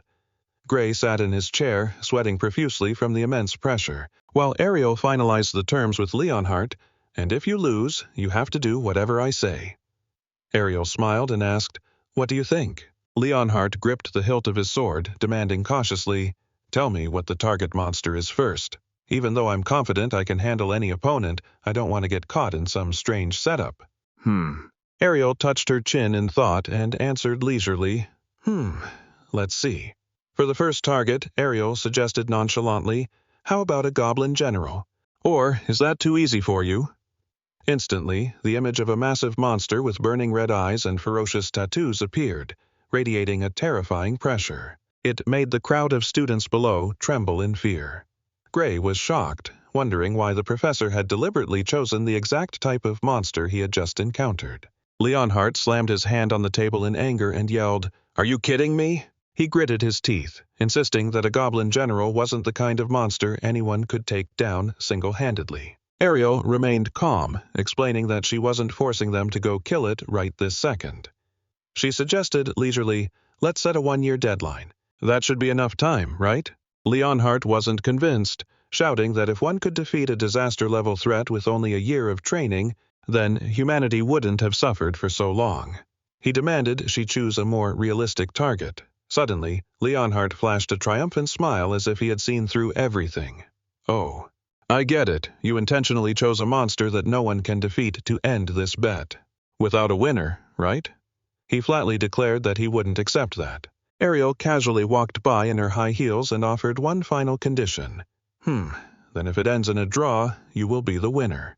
Leonhardt was stunned, not yet understanding what was happening when Ariel added, In other words, if that kid cannot defeat the Goblin General, I will be automatically fired and all special admission students will be expelled. What do you think? Looking at the professor's bewitching and confident smile, Leonhardt could only stammer, Are you crazy? You're lucky you still have your life after saying that. He broke into a cold sweat, a growing sense of unease gnawing at him that the outcome of this bet had been rigged from the start. Ariel smiled and asked Leonhardt if he had any further objections. He cautiously stated his final requirement, making it clear that it couldn't be a weakened goblin general. Or anything of the sort, right? Ariel confirmed, Of course not. She then used magic to summon a contract and a glowing quill. She told Leonhardt to sign if he had no issues with the detailed terms written inside. After a moment of thought, Leonhardt firmly declared, I'm in, and signed the magical contract. Still suspicious, he asked, But do you actually think that kid can win? Ariel just casually replied, Who knows? Then she turned and walked away. The academy officials sitting behind them began to whisper. They wondered if Professor Ariel was just making up this insane bet as an excuse to retire. They snickered that she must be past her prime to act so strangely. Meanwhile, Ariel smirked mysteriously, Wonderful, the bet is officially on. Sitting in the middle of the crowd, Ray broke into a cold sweat, realizing he'd been dragged into this trouble. He suddenly realized something off. Wait, why do I have the feeling she's counting that monster I took down before I even enrolled? When she said to set the deadline for this entire year? Ray realized the terrifying truth, so the bet was already over. From the very moment it began, he looked at Professor Ariel and silently marveled at her cunning. She plays dirty. Just as the tense atmosphere settled, an elderly professor opened the book in his hands and announced loudly, "Now, we will begin our lesson on the fundamentals of magic." The mood shifted from high-stakes drama straight into study mode. The professor stood at the podium and declared that even though it was the first day, students were not allowed to waste a single second. He began the lecture with the basics, how to use magic. He explained that within every person's body, there exists an invisible source of energy. It is called eager, and by channeling it through the magic circuits in the body, humans can unleash power. Sitting below, Ray felt a wave of relief, because this theoretical knowledge was something he had already heard back at his training camp. So keeping up with the curriculum probably wouldn't be too hard. However, his biggest problem right now was being placed in the same class as Leonhardt. Of all the classes, he had to cross paths with the guy who had openly expressed his hatred for special admission students on the very first day. Ray worriedly told himself, "Please don't let him find out I'm the special student of the heavenly eye." He tried to shrink back and be as invisible as possible to avoid attention, but barely 5 minutes into the lecture, the professor coldly pointed straight at him and barked, "You there, you look bored. We've only been at this for 5 minutes and you're already looking away. Well, you've got some nerve." Ray was shocked to be spotted even from the very back row. He stammered an apology, stunned by the professor's sharp observation skills. The professor held up the magic book and challenged him, "If you're that confident, why don't you come up here and show the class? I'm sure you know how to use basic magic, right?" Ray broke into a cold sweat, trying to find a way to back out. "Sir, with all due respect, we're in the swordsmanship course. I thought that even without knowing magic, it wouldn't be an issue." But the professor immediately countered that even when only using a sword in a real battle, a warrior still needs to know the basics to coordinate with mages. At the very least, you have to learn how to grasp the feeling of using magic. Ray realized the professor's explanation of eager was identical to what he had heard at the training camp years ago. He wondered to himself if the magic the class was about to learn was eager bullets, or eager energy. When the professor confirmed and asked if he knew how to use it, Ray calmly answered yes. He silently thanked his hellish training in his past life for not being a waste. It really paid off after all that grueling work. Seeing a good opportunity, the professor suggested holding a friendly sparring match right there in class. He turned to Leonhardt. "Leon, you can use eager bullets too, right?" Leonhardt answered confidently, "Of course." He arrogantly reminded the professor that he had been well trained in both swordsmanship and magic before enrolling, so letting Ray face him was a huge risk for his opponent. However, the professor just coldly replied that no matter how big the skill gap was, Ray wouldn't die, and he had no intention of telling Leonhardt to go easy. Suddenly, the professor revealed a shocking truth that made the whole class go silent. That Ray right there is this year's Heavenly Eye student. The auditorium instantly erupted in shock. Ray was panicked, sweat pouring down as he realized the secret he had worked so hard to hide had been spilled by the professor right in front of his enemy. The professor flashed a sinister smile, seemingly very pleased with the chaos he had just created. Hearing this, Leonhardt clenched his fists, his eyes burning with menacing bloodlust. "I see. Well then, I suppose I have to teach him some manners." He declared he'd show Ray what this academy is really made of. Then, eyes glaring with intense pressure, he stepped down. Gray could only tremble, breaking into a cold sweat, knowing full well that real trouble had arrived. Facing each other in the middle of the arena, the professor gave the order. At the signal, both must fire their ether blasts at their opponent. Gray was extremely anxious because his only magical experience consisted of a few days at a training camp.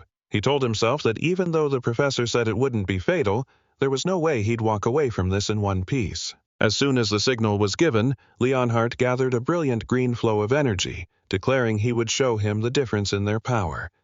Left with no other choice, Gray gritted his teeth and poured all his willpower into his palms. Screw it. The two terrifying magical currents collided head-on, creating a shockwave explosion that engulfed them both, revealing the faces of Leonhardt and Gray staring at each other in utter astonishment. Both gasped, "What the?" This wasn't a sparring match anymore. It had turned into a full-blown catastrophe-level event. Leonhardt trembled in fear, witnessing the uncontrollable power surging straight toward him. In the nick of time, the professor rushed forward in a panic. He unleashed a brilliant golden barrier to stop the earth-shattering blast, while the other students were hit by the shockwave so hard they fell over and screamed in terror. Leonhardt was sent flying, groaning in pain as he slammed into the ground. The professor rushed over to check on his student. "Leon, are you okay?" Leonhardt struggled to sit up and replied, "I'm fine." Seeing this, the professor let out a sigh of relief. "I see. Thank goodness," but he couldn't help but be horrified inside, realizing that if the barrier hadn't dampened the impact, the attack just now could have taken Leonhardt's life. The professor broke out in a cold sweat, shocked, and muttered to himself, "Even the professors at this academy couldn't fire an ether blast. That was terrifyingly powerful." He turned to look at Gray with suspicious eyes and demanded, What exactly did you just do?" Gray stood frozen, looking at his own hands. While everyone else was panicking, he was actually confused. Why was it so weak? He realized that the ether blast technique he learned from the suppression squad in his past life was completely different from what was being taught at this academy. Gray wondered to himself if he had used the wrong spell, but the professor insisted it was definitely an ether blast. However, he emphasized that the quality of his blast was completely different. What Gray had just used wasn't ordinary ether. It was super compressed ether.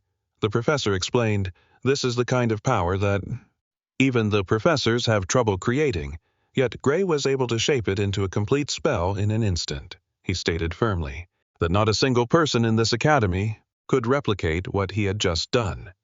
The students began to chatter noisily, assuming the special admission spot for Heaven's Eye was meant for such innate talent, and that he should have been placed in the magic course from the start. Gray secretly thought that was ridiculous because in his past life, all the magic the suppression squad learned at the training camp was just like this, and he was even considered the most untalented one among them. Looking at the pitch-black energy on his hands, Gray casually asked, "Are you teasing me, Professor? I thought anyone could do this if they just practiced the right way." His naive response left the professor stunned for a moment before he suddenly burst into hearty laughter. Gray just stood there blinking, not understanding what was happening. But clearly, he had just become the center of attention. The professor suddenly lunged forward, grabbed Gray's shoulders, and urgently suggested he switch to the magic course, promising to personally sponsor him. He insisted that he had an innate talent for magic, more so than swordsmanship. The speed of this career change was faster than a meta shift in a game. Gray nervously tried to refuse, as he had always been convinced he wasn't good at magic. Hearing that, the professor shouted in disbelief. He asserted that understanding and creating supercompressed ether at such a young age already made him a genius without equal by any standard of the academy. The professor exclaimed excitedly, "I don't know what kind of fool said you didn't have talent." But they clearly didn't know what they were talking about. He continued to plead, "Gray, are you really sure you don't want to switch to the magic course?" The students below couldn't help but be astounded. It was rare for this professor to praise anyone, let alone to such an extent. The professor stared intensely. "No matter what, it would be a loss for the world if you didn't study magic. I would even go as far as to say it's a crime against magic." Gray could only smile awkwardly at the other's overwhelming enthusiasm. His mind started racing as he recalled what the professor had just said. Wait a second, what did he just say? Ether's a compression technique? A memory from his past life suddenly surfaced in Gray's mind regarding a lecture from a female professor. Coincidentally, in the past, no one knew of the existence of OD, or original drive, life force, so casting proper magic was extremely difficult. The memory continued to show the outdated fighting methods of that time. Warriors had to constantly compress ether inside their bodies, then try to collect and use only the small fragments that happened to mix with their OD. Looking back, that was truly ridiculous, right? Returning to the present, Gray broke into a cold sweat, looked at the professor, and secretly asked, "Professor, do you know about OD?" All he got back was a blank expression full of question marks. "OD? What's that?" Gray secretly confirmed after a suspicious look, based on that reaction. "I've confirmed it. The world, at this point in time, still doesn't know about the existence of OD." He realized the shocking truth. If that were the case, then what he had learned in the suppression squad. Since this knowledge comes from the future, Ray reminds himself to be extremely careful about who he chooses to share this secret with. The professor makes another offer, so will you switch over to the magic course? Ray places a hand over his chest and politely declines. "I'm sorry, but I love swordsmanship. I'm very grateful for your offer, sir, but I'm afraid I have to refuse." It's a clean-cut decision, but enough to leave the listener feeling deeply regretful. Professor Carlos sighs with disappointment. "If that's what you want, I can't force you. But if you ever change your mind, come find me anytime. Anytime at all." Ray smiles softly and thanks him sincerely for the offer. Carlos waves his hand, telling him to return to his seat and even grants him special permission. "You can go back to your seat now. I won't blame you if you don't pay attention to the lecture. If you get bored and leave, I wouldn't even mind," the professor states, implying the lecture is far too basic for him. Compared to Gray's level, the students around him can't help but marvel. They are genuinely stunned, unable to believe Professor Carlos rates him so highly. Even the blonde-haired guy who used to doubt Gray starts to have a change of heart, going from an anti-fan to a total fanatic. Ray involuntarily feels a chill run down his spine. As dusk falls, he receives a note with a brief message. "Come to my office after class today. Ariel." Ray walks nervously down the empty hallway.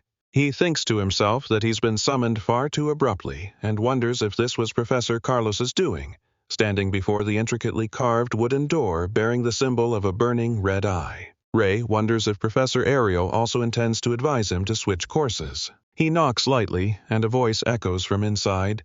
"The door's unlocked." Ray pushes the door open and steps in. "Excuse me for intruding." Suddenly, a sword slashes down from nowhere. Aimed straight at his head, he draws his sword in a flash, blocking the sneak attack just in the nick of time. The intense collision sends sparks flying across the room. Ray is stunned to realize his brain hadn't even processed the situation, yet his body had already reacted. He stands firm, with his sword in hand, his eyes scanning with vigilance toward the opponent who has just been sent flying back and fallen to the floor with a look of utter astonishment. Ray asks himself in shock, what on earth just happened? He stares at the strange blue-haired girl, feeling a bizarre sense of familiarity he can't quite put a finger on. Ray thinks to himself, this girl, I feel like I've met her somewhere before. Looking deep into those melancholic light golden eyes and that pale blue hair, a strange feeling of familiarity surges back again. Ray thinks to himself, this girl, I feel like I've met her somewhere before. Amidst the suffocating silence, Professor Ariel's voice suddenly chimes in from behind. Well, not bad. Ariel sits nonchalantly on her chair, wearing a smug smile. I knew my eye for talent wouldn't let me down. However, the two professors standing nearby look highly suspicious. One of them speaks up, questioning, Bella, didn't you hold back just now? Did Ariel tell you to go easy on him? The other adds, your movements were perfect, but to be disarmed so easily. That doesn't seem natural at all. Ray freezes upon hearing that name, cold sweat dripping down due to the shock. Bella? So she's really Bella Bright, the great sage? Ariel snaps, her sharp gaze cutting straight at her two colleagues. Are you too serious? If you can't even tell whether she was holding back or not, then you'd be better off resigning as professors. The calm remark deals a blow to their morale as heavy as a sledgehammer, under Ariel's terrifying pressure. The two professors immediately back down, stammering with excuses. We were just joking. Seeing Ariel nonchalantly tossing coins in her hand while the two professors look clearly terrified, Ray can only ask in confusion, what exactly are you professors doing? Ariel smiles brightly, explaining, Oh, we were just betting on whether you could block Bella's surprise attack or not. Thanks to you, I've made a decent profit. The story sounds like a game, but it was directly related to his life just a moment ago. She casually flicks a coin toward him and says, This is your share. Ray catches the gift and nearly drops his jaw when he realizes it's a pure gold coin. A gold coin? Isn't this worth an entire fortune?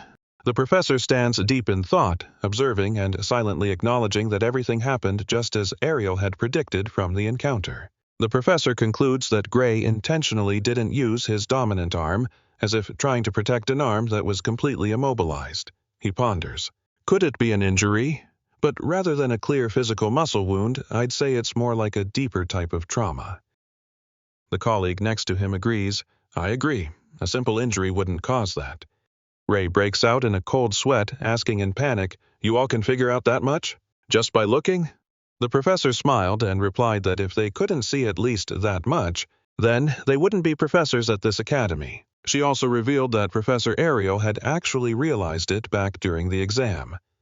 Ariel then casually shooed away her two colleagues, asserting that Ray was her student. So she wouldn't be handing him over to anyone before she was done with him. The two professors conceded, "We will acknowledge that he has potential, at least for the time being." The mustachioed professor glanced back at Ray with a sharp look, delivering a heavy warning. But if that wound doesn't heal, it still means you don't meet the Academy's admission standards, remember that. Ray watched silently as their figures disappeared behind the door. Once the nuisances were gone, Ariel turned to him with a calculating look. Now that those bothersome people have left. Ariel clasped her hands together, her eyes glowing with a mysterious intensity as she switched to the main topic. Let's talk about magic. No beating around the bush, straight to the point, as if she had a script prepared. She started by mentioning that he had used super-compressed ether during Professor Carlos's class, which made Ray blurt out, "So, you already knew." Ariel took a sip of her coffee and revealed that Carlos had run straight to her office to demand she transfer him to the magic course, but of course she had flatly refused. Her sharp eyes peered into Ray's soul through her glowing monocle. "To me, you're better suited for the sword than magic." She stated firmly that he didn't look like someone skilled at compressing either at all. There isn't even a sign that you've ever practiced it. Ray broke into a cold sweat, realizing her eyes could see through everything with just a glance. He told himself it was best not to lie here. Ray took a small sip of tea and admitted she was right. Ariel changed her tone, offering him a worthy reward if he shared the trick he used and promising to keep it absolutely secret. She leaned close to Bella and urged, "I truly need to know for this girl's sake. I mean, for Bella." Gracie had almost slipped up and called her the Great Sage. Ray realized he had to be extremely careful with his words. Ariel explained that although Bella was a genius in magic theory, she was completely helpless in practice because she couldn't use the ether compression technique, making it impossible for her to create super-compressed ether. Ray suddenly recalled the rumor that Bella Bright was a late bloomer, and he silently understood the true reason behind it. Ariel continued to probe deep into the issue. However, from what I heard from Professor Carlos, when you used super-compressed ether, it didn't look like you were compressing ether at all. Ariel hoped that if there was some way to use super-compressed ether without the compression step, Bella wouldn't have to be sent to Professor Bradley. Hearing that name, Ray was so shocked he lost his composure. He trembled as he repeated, "Professor Bradley? Do you mean Professor Varian Bradley?" His eyes widened in sheer terror when that haunting name was mentioned. Ariel watched Ray's expression and confirmed, "Yes, I see you know him." Ray fell silent, his heart churning. There was no way he couldn't know him. He was notoriously infamous. Horrifying memories of Varian Bradley flashed back, the cruel human experiments that had claimed the lives of countless innocent people. It didn't stop there. He was also the cause of catastrophic magical disasters that led to the deaths of thousands of souls. He was the worst magical criminal in history. With a crazed smile hidden behind his glasses, Ray wondered in shock, has he not been caught yet in this era? Ariel revealed the bitter truth. If the girl couldn't create super-compressed ether by the end of the year, she would be sent to him, where she would have to undergo surgery. Ray was stunned, his eyes turning red with horror. "What? Wait a minute, isn't that a terrible idea?" Ariel looked at Bella and nodded. "That's right. Even though the surgery is labeled as enhancing magical ability, it is in reality human experimentation. Although not publicly acknowledged, the rumors that his victims either lost their lives or were left crippled are absolutely true." Bella spoke up slowly. "It's so dangerous and terrifying. But I'll be expelled at the end of the year if I can't use super-compressed ether." Ariel looked at her student with pity. Honestly, I would rather you drop out than let that monster mess with your body. Sitting opposite them, Ray quietly took a sip of his tea. His mind was in a violent struggle. The magic he knew was knowledge that didn't yet exist in this era. If he told them, he might alter the flow of history. Seeing the trembling hands on Bella's lap, painful images of a future, ablaze with fire, flashed through his mind, making Ray ache with sorrow. But then he smirked and told himself, well, why not? That hellish future was better off being changed. He slammed his teacup onto the table and said decisively, I understand. Ray looked straight at the two of them and declared, I will teach you how to use super-compressed ether. His eyes burned bright. His palm concentrated a swirling, powerful mass of dark blue energy. Immediately after, the scene shifted to the Academy's large arena, where he stood before a blackboard. Ray began drawing complex magical diagrams, explaining the flow of energy and the structure of the human body. Walking through the empty stands, Ray let out a sigh of relief. That is all the magic knowledge I know, as promised. Please don't tell anyone that I taught you to this. Ariel smiled, reassuring him that they had signed a magical contract. If they broke it, both of them would lose their lives. Ray curiously asked, So, what do you think after hearing what I just said? Ariel put a hand to her head, her expression still filled with disbelief. Just knowing about ether alone is enough to blow my mind. But the magical knowledge you've revealed goes far beyond that. Bella couldn't hide her admiration either. She felt as if she had just attended a magical lecture. Foray came from hundreds of years in the future. Her eyes glowed with admiration as she insisted that Gray's explanations had pushed the history of magic forward by over 100 years. Ray looked at her adoring expression and thought to himself that, in reality, those were just her own lectures from 15 years in the future. But to people in this era, it really was a huge advancement. Ariel crossed her arms, looking skeptically toward the arena. There was too much information to assess accurately. Do you think what he's saying is true? Bella stared intently at the formulas on the board, affirming that it was highly likely this theory was accurate. Nothing about it contradicted current magical theory. She looked out at the horizon where the sun was fading and added, Besides, the fastest way to find the answer is to test it. That's why we're here. Holding Ray's note in her hand, Bella told herself that if everything he said was true, this spell would work. Standing in the middle of the empty arena, she solemnly declared the theory. This is my full power. She raised her magic staff high, and instantly, a massive magic circle with intricate, glowing golden patterns erupted into existence. Ray, standing behind her, broke out in a cold sweat. He asked in shock, Your full power? Deep down, Ray began to tremble as memories of the great sage from the future surfaced. If he remembered correctly, wasn't this Bella's maximum power? Wasn't On Bright said to be capable of incinerating an entire city? He realized with horror, and even worse detail, she was supposedly unable to control it properly. My terrible source of magical power. A beam of light from the magic circle suddenly expanded, engulfing his entire field of vision. Bella stammered, Huh? Upon realizing the anomaly was spiraling out of control, a blinding white light swallowed everything, leaving Gray only enough time to scream in panic, Wait, hold on a second. A massive, earth-shattering pillar of energy erupted from the center of the magic circle toward the blue sky, creating a flash of light that shook the entire academy. Standing before the searing energy, consuming everything, he covered his face, thinking in shock, such terrifying power. Ray was still reeling, realizing he had just narrowly escaped death. If she hadn't controlled that magic right then, he would have been a goner. It really saved my life. Meanwhile, Bella looked incredibly excited. She raised her staff high and cheered, I did it!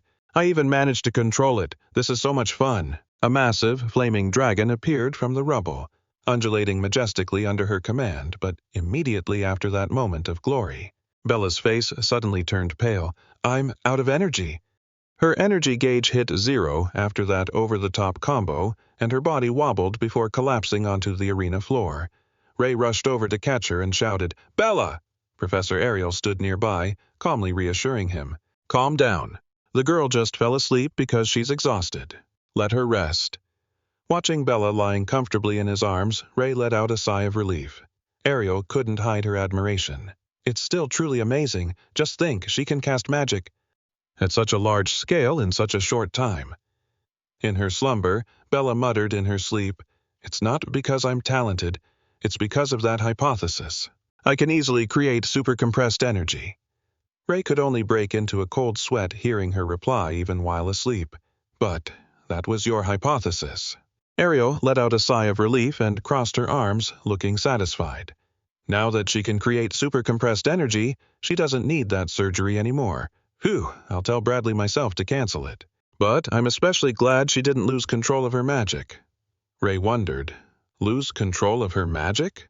Ariel confirmed and explained that while Bradley's surgery could increase magical output, the price was one's control. She revealed that although the method was a secret, it seemed like a forced surgery that pushed the body's limits. Ray pondered. So, that was it. Could the reason the female mage in his previous life couldn't control her immense power have been that very surgery? A piece of history began to lock into the timeline of the future. Ariel interrupted his thoughts. Anyway, thanks to you, Bella can now create supercompressed energy. Consider the terms of our contract fulfilled. She smiled enigmatically. Now, it's my turn to do my part. First, about your arm. There is a type of magic I want to use on it right now. Ariel reached toward Gray, casting a brilliant spell with ethereal blue butterflies surrounding them. Taking his injured arm, the pure energy seeped into his muscles, causing the jagged scars to gradually disappear under the shimmering light. Ariel asked gently, "How does it feel?" Ray looked down at his hands, stunned. He tried moving his fingers, amazed as he felt the sensation of life returning. Ray exclaimed in shock, "I can move it!" He couldn't hide his excitement and shouted, "Thank you so much, Professor!" However, Ray couldn't help but wonder, because even high-grade recovery potions couldn't heal this injury. "And yet, you did it." Ariel smirked proudly. "Don't compare my nerve restoration magic to those common healing potions." She looked at him challengingly. "But will it really work like it did before? Try swinging your sword and see." Ray swung his sword to test his newly healed arm, but he immediately froze, looking suspiciously at the hand gripping the sword hilt. Ray mused, realizing the instability. "It doesn't move as smoothly as before, just as I thought." Ariel, standing behind him, calmly explained, "I may have healed your nerves, but my magic cannot heal wounds in your soul." Ray asked in shock, "My soul?" Ariel asserted that although current magic knowledge hadn't proven the existence of the soul, she was certain it existed. She reached up to adjust her glasses, her eyes glowing brightly. A mystical star symbol appears, and the declaration follows that after all this time, one can finally see it with these very eyes. Gray's spirit manifests as a deep blue orb of energy. It's being wrapped in chains of light. Ariel reassures him that his soul is healing on its own, provided he doesn't overexert himself. Ray asks anxiously, "So, should I cut back on sword training?" Ariel waves her hand, telling him to train as usual, but she can't hide her intense curiosity about what kind of swordsmanship could possibly wound a soul that deeply. Ray just breaks into a cold sweat, forcing an awkward smile at the professor's terrifying sharpness. Ariel continues to muse, adding that there is already one example of a swordsmanship style, one that uses the soul to control the blade. Ray is left confused until she suddenly brings up the name, Army White. Looking deep into Gray's eyes with a probing gaze, Ariel asks, "You know her, don't you?" Gray freezes. The image of the sword saint, Army White, flashes through his mind, leaving him utterly shell-shocked. Huh? Why on earth would she mention the sword saint here? In this current timeline, we shouldn't even know each other yet. Seeing Gray freeze up, Ariel tilts her head and asks, "What? Did I say something wrong? The way you swing your sword, it feels like you learned it from Army." Ariel observes him thoughtfully and remarks, "But now that I think about it, it's a bit different. Whoever taught you swordsmanship seems even more skilled than Army." She continues to assess him. "Even so, it will take Army another few years to reach your master's level. In the future meta, a top-tier server character is only just reaching the potential of someone else's student." Ray breaks into a cold sweat, stunned by her sharp intuition. Does she really know that much? He fumbles for an excuse. I just learned swordsmanship at a local dojo back home," realizing that if he keeps going, he'll reveal all his secrets. Ray hastily changes the subject. "Is it really possible for a soul to be injured just from practicing with a sword?" Ariel replies coldly, "Absolutely not. At least not by any ordinary style of swordsmanship." She explains further. For starters, there's no way something normal could take down a goblin general in a single strike, not to mention cutting down all the goblins surrounding it. And the trees, too. Ray realizes with a start, so she already knows. Of course I do. Thanks to you, I nearly won my bet. She reveals she examined the ruins left at the scene, stating they were so magnificent that not even the most sophisticated magic-bladed technique would have been capable of such a feat. The mysterious power within you. You used it, didn't you? Ray asks back, stunned. You can see it with your own eyes? The professor stands in the middle of the arena under the setting sun. Ariel answers firmly, Of course I can see it. She stares deep into him with her glowing, special eyes. I can see the power leaking through that chained gate. Ray stares, stunned, as the image of the chained gate appears in his mind. He trembles, realizing she truly sees it. This isn't something she could have just guessed. Ariel continues casually, That said, I have seen a power similar to yours before. She explains that while she doesn't think they are the same thing, they feel incredibly similar. Ray can't help but feel suspicious. A similar power? Are there others who possess power like mine? Ariel nods in confirmation. Yes, though I'm not entirely sure if they are even human. She coldly utters the name. Liquid Ether, the Destroyer. Hearing that, Ray's eyes widen in shock. So that's what they're called. Seeing his student's reaction, Ariel smiles faintly. So you've heard of them already. Ray is absolutely devastated. In his mind, a single question screams out. Why would that name be mentioned in this era? Ariel realizes Gray knows of that thing and sighs. So you have heard of it. Honestly, I didn't think it was that famous. Looking at the magic diagrams on the board. She continues casually. But, considering you possess magic theories that seem to come from the future, I suppose this shouldn't be that surprising. Ray confirms internally that it really is knowledge from the future, even if no one else truly realizes it yet. Ariel looks deep into his eyes and presses him. How much do you know about liquid ether? Ray is silent for a long moment before answering, only that it is an extremely dangerous threat to humanity. He recalls the image of the destroyer in the middle of a battlefield filled with dark energy and says firmly, he must be stopped before he appears. If that's impossible, he must be eliminated at any cost. Ariel rests her chin on her hand, deep in thought. Perhaps a bit extreme, but I agree that he is very dangerous. She lowers her voice and reveals, even so, Berlin Bradley seems to still be determined to continue his experiments. Ray asks in shock, Berlin? What does he have to do with this? Ariel looks at him with a meaningful gaze. What else? Liquid ether is the very entity he is trying to summon. Ray freezes, sweat pouring down his face as a brutal truth has just been revealed.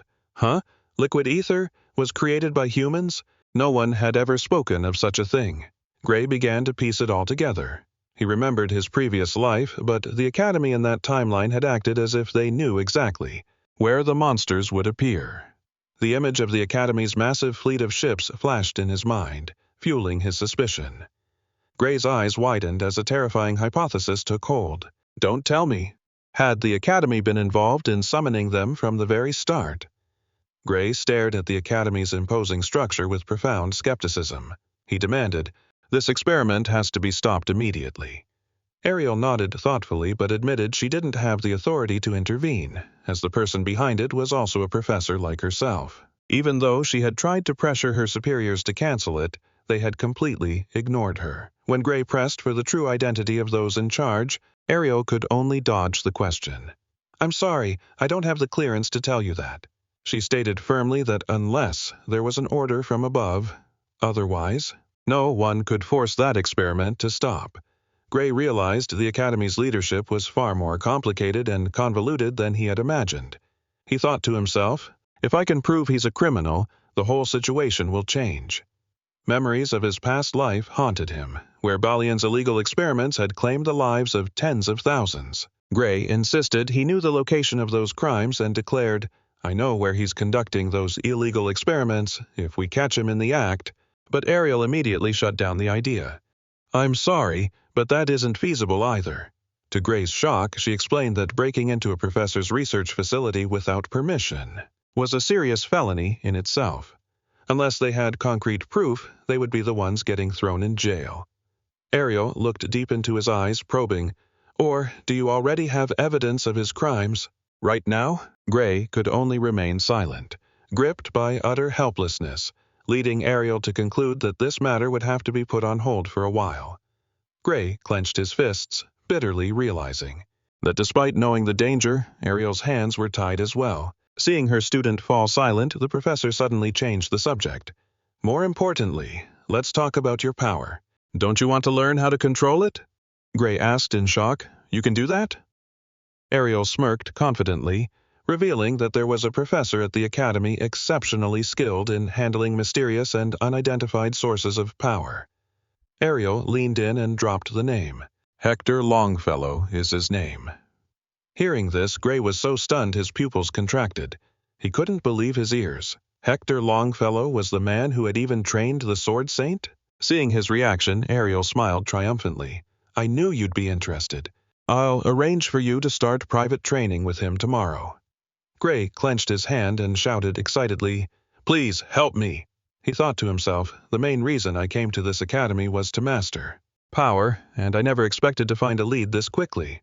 The scene shifted to the academy stadium, where head trainer Longfellow had appeared and begun a grueling training session. Gray was drenched in sweat, desperately trying to keep pace with the figure in front of him. I'm getting direct instruction from Hector Longfellow himself, but why on earth do we have to run like this? Immediately, Hector's roar echoed with authority, Your mind is wandering. I can feel it. If you have time to think about nonsense, then pick up the pace. Run until your body reaches its absolute limit. Hector reminded him sternly. Listen closely. Only when you burn through that very last drop of physical strength will your soul power truly awaken. As long as you have even a sliver of stamina left, we won't be touching any swords. Understood? Gray exerted all his strength to answer, Yes, sir, even though he told himself Hector's training surely had a deeper meaning. A heavy anxiety still weighed on Gray's heart. But while I'm just running around here, Balian is conducting experiments to summon the Arbiter. Is it really right for me to be doing this? Right now? He kept pushing forward, struggling intensely within himself. A week of training passed, and Gray sought out Professor Ariel's office. She asked him, How are things with Hector? Gray scratched his head and confessed, To be honest, it's mostly just running. We only practiced with swords for a little bit at the very end, but I really feel like I've gotten stronger. Ariel smiled, remarking, That sounds just like him. Suddenly, a knock sounded at the door. Excuse me for interrupting. A courier entered and handed her an envelope. Professor Ariel, a letter has just arrived for you. Ariel took it and replied, Oh, thank you. However, the moment she opened it to read, her complexion suddenly turned dark and tense.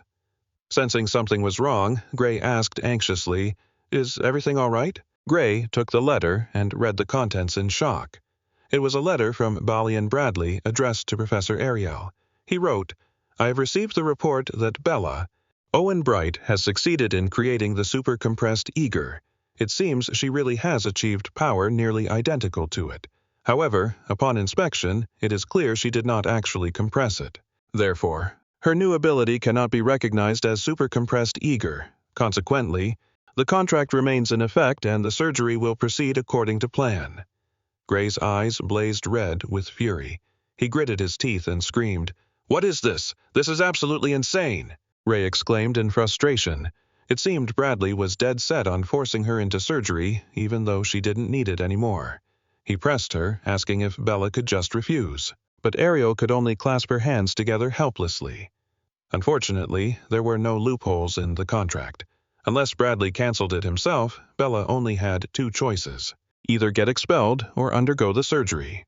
Gray was stunned. He could only blurt out in utter shock, No way. Ariel slammed her hand on the table, her gaze turning sharper than ever. Ray, I need your help. Tell me where Bradley's laboratory is. She insisted that if they could expose his criminal nature, the contract would become completely void. Ray looked momentarily taken aback, but then he smirked and echoed her words back to her. Didn't you say yourself it would be dangerous without evidence? Ariel squeezed her eyes shut, deep in thought.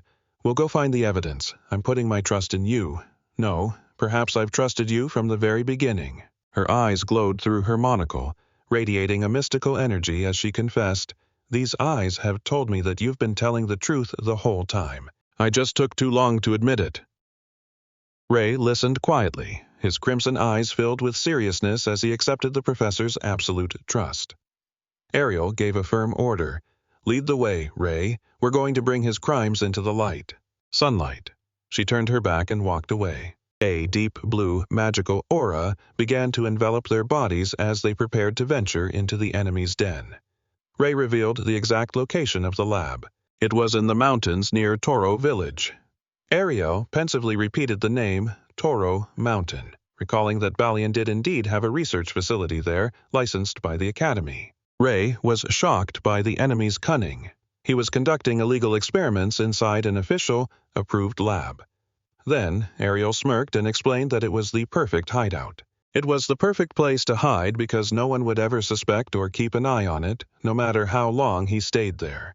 Plus, there was an unwritten rule among professors never to interfere in the area of a colleague's research. This made it even easier for Balian's crimes to continue. As long as they found proof of his crimes, breaking in wouldn't be a legal issue anymore. Right then, a knock at the door interrupted their thoughts. Bella walked in, looking pale, holding an envelope. "Professor, I just received this letter." Seeing her student's anxiety, Ariel took the letter and firmly reassured her, "Don't worry, I'll handle this." Seeing the professor preparing to head into danger, Bella asked tremblingly, "Professor, are you planning to face Varian alone because of me?" "Just you alone?" She was met only with Ariel's confident and mysterious smile as she stated firmly, "I alone am enough." The light reflecting off her monocle only added to the professor's imposing presence, but Ray couldn't just stand by. He stepped forward to stop her. "Please, wait." "I'm going too." Bella regained her courage, clutching her sleeve. She insisted, "Me too. After all, this is my own problem. I can't keep running away forever." Ariel tried to stop them worriedly.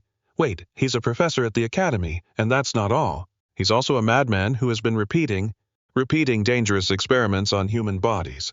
If he catches either of you, who knows what he would do? I can't let you two go to a place like that." Ray stepped closer and firmly countered. "That's exactly why going alone is dangerous. If I use the power I used to take down the Goblin General, I can be of even more help to you. If you disappear, Professor, as a student admitted via the Heavenly Eye, I would just get expelled anyway." Ray looked straight into Ariel's eyes and pleaded, "Please, at least let us decide our own fate." Seeing the determination in both Ray and Bella, Ariel sighed in defeat. "It sounds like you'll go even if I stop you. In that case, I'll let you come on one condition." Ariel's face became incredibly serious as she warned, "No matter what happens, prioritize your own safety above all else. Do you understand?" Ray and Bella nodded firmly. "Yes, we understand." Night covered the majestic snowy mountains, where a strange and gloomy structure stood. Ray, Bella, and Ariel were hiding behind bushes to observe from afar. Ray asked quietly, "Is he really performing illegal experiments here?" Ariel nodded in confirmation. "Yes, and we are going to find the evidence of it right now, right?" Ray stared intensely at the building. Sweat rolled down his cheek as he affirmed with certainty, "Yes, this is definitely the place." Bella stared at the gloomy laboratory. She said softly, "If you say so." "I believe you, but can we really gather the evidence without getting into any trouble?" Ariel reassured her that Varian was currently at the Magic Association conference, so he definitely wasn't there. However, she warned that the main entrance was likely trapped, so the group would have to break in through the side wall.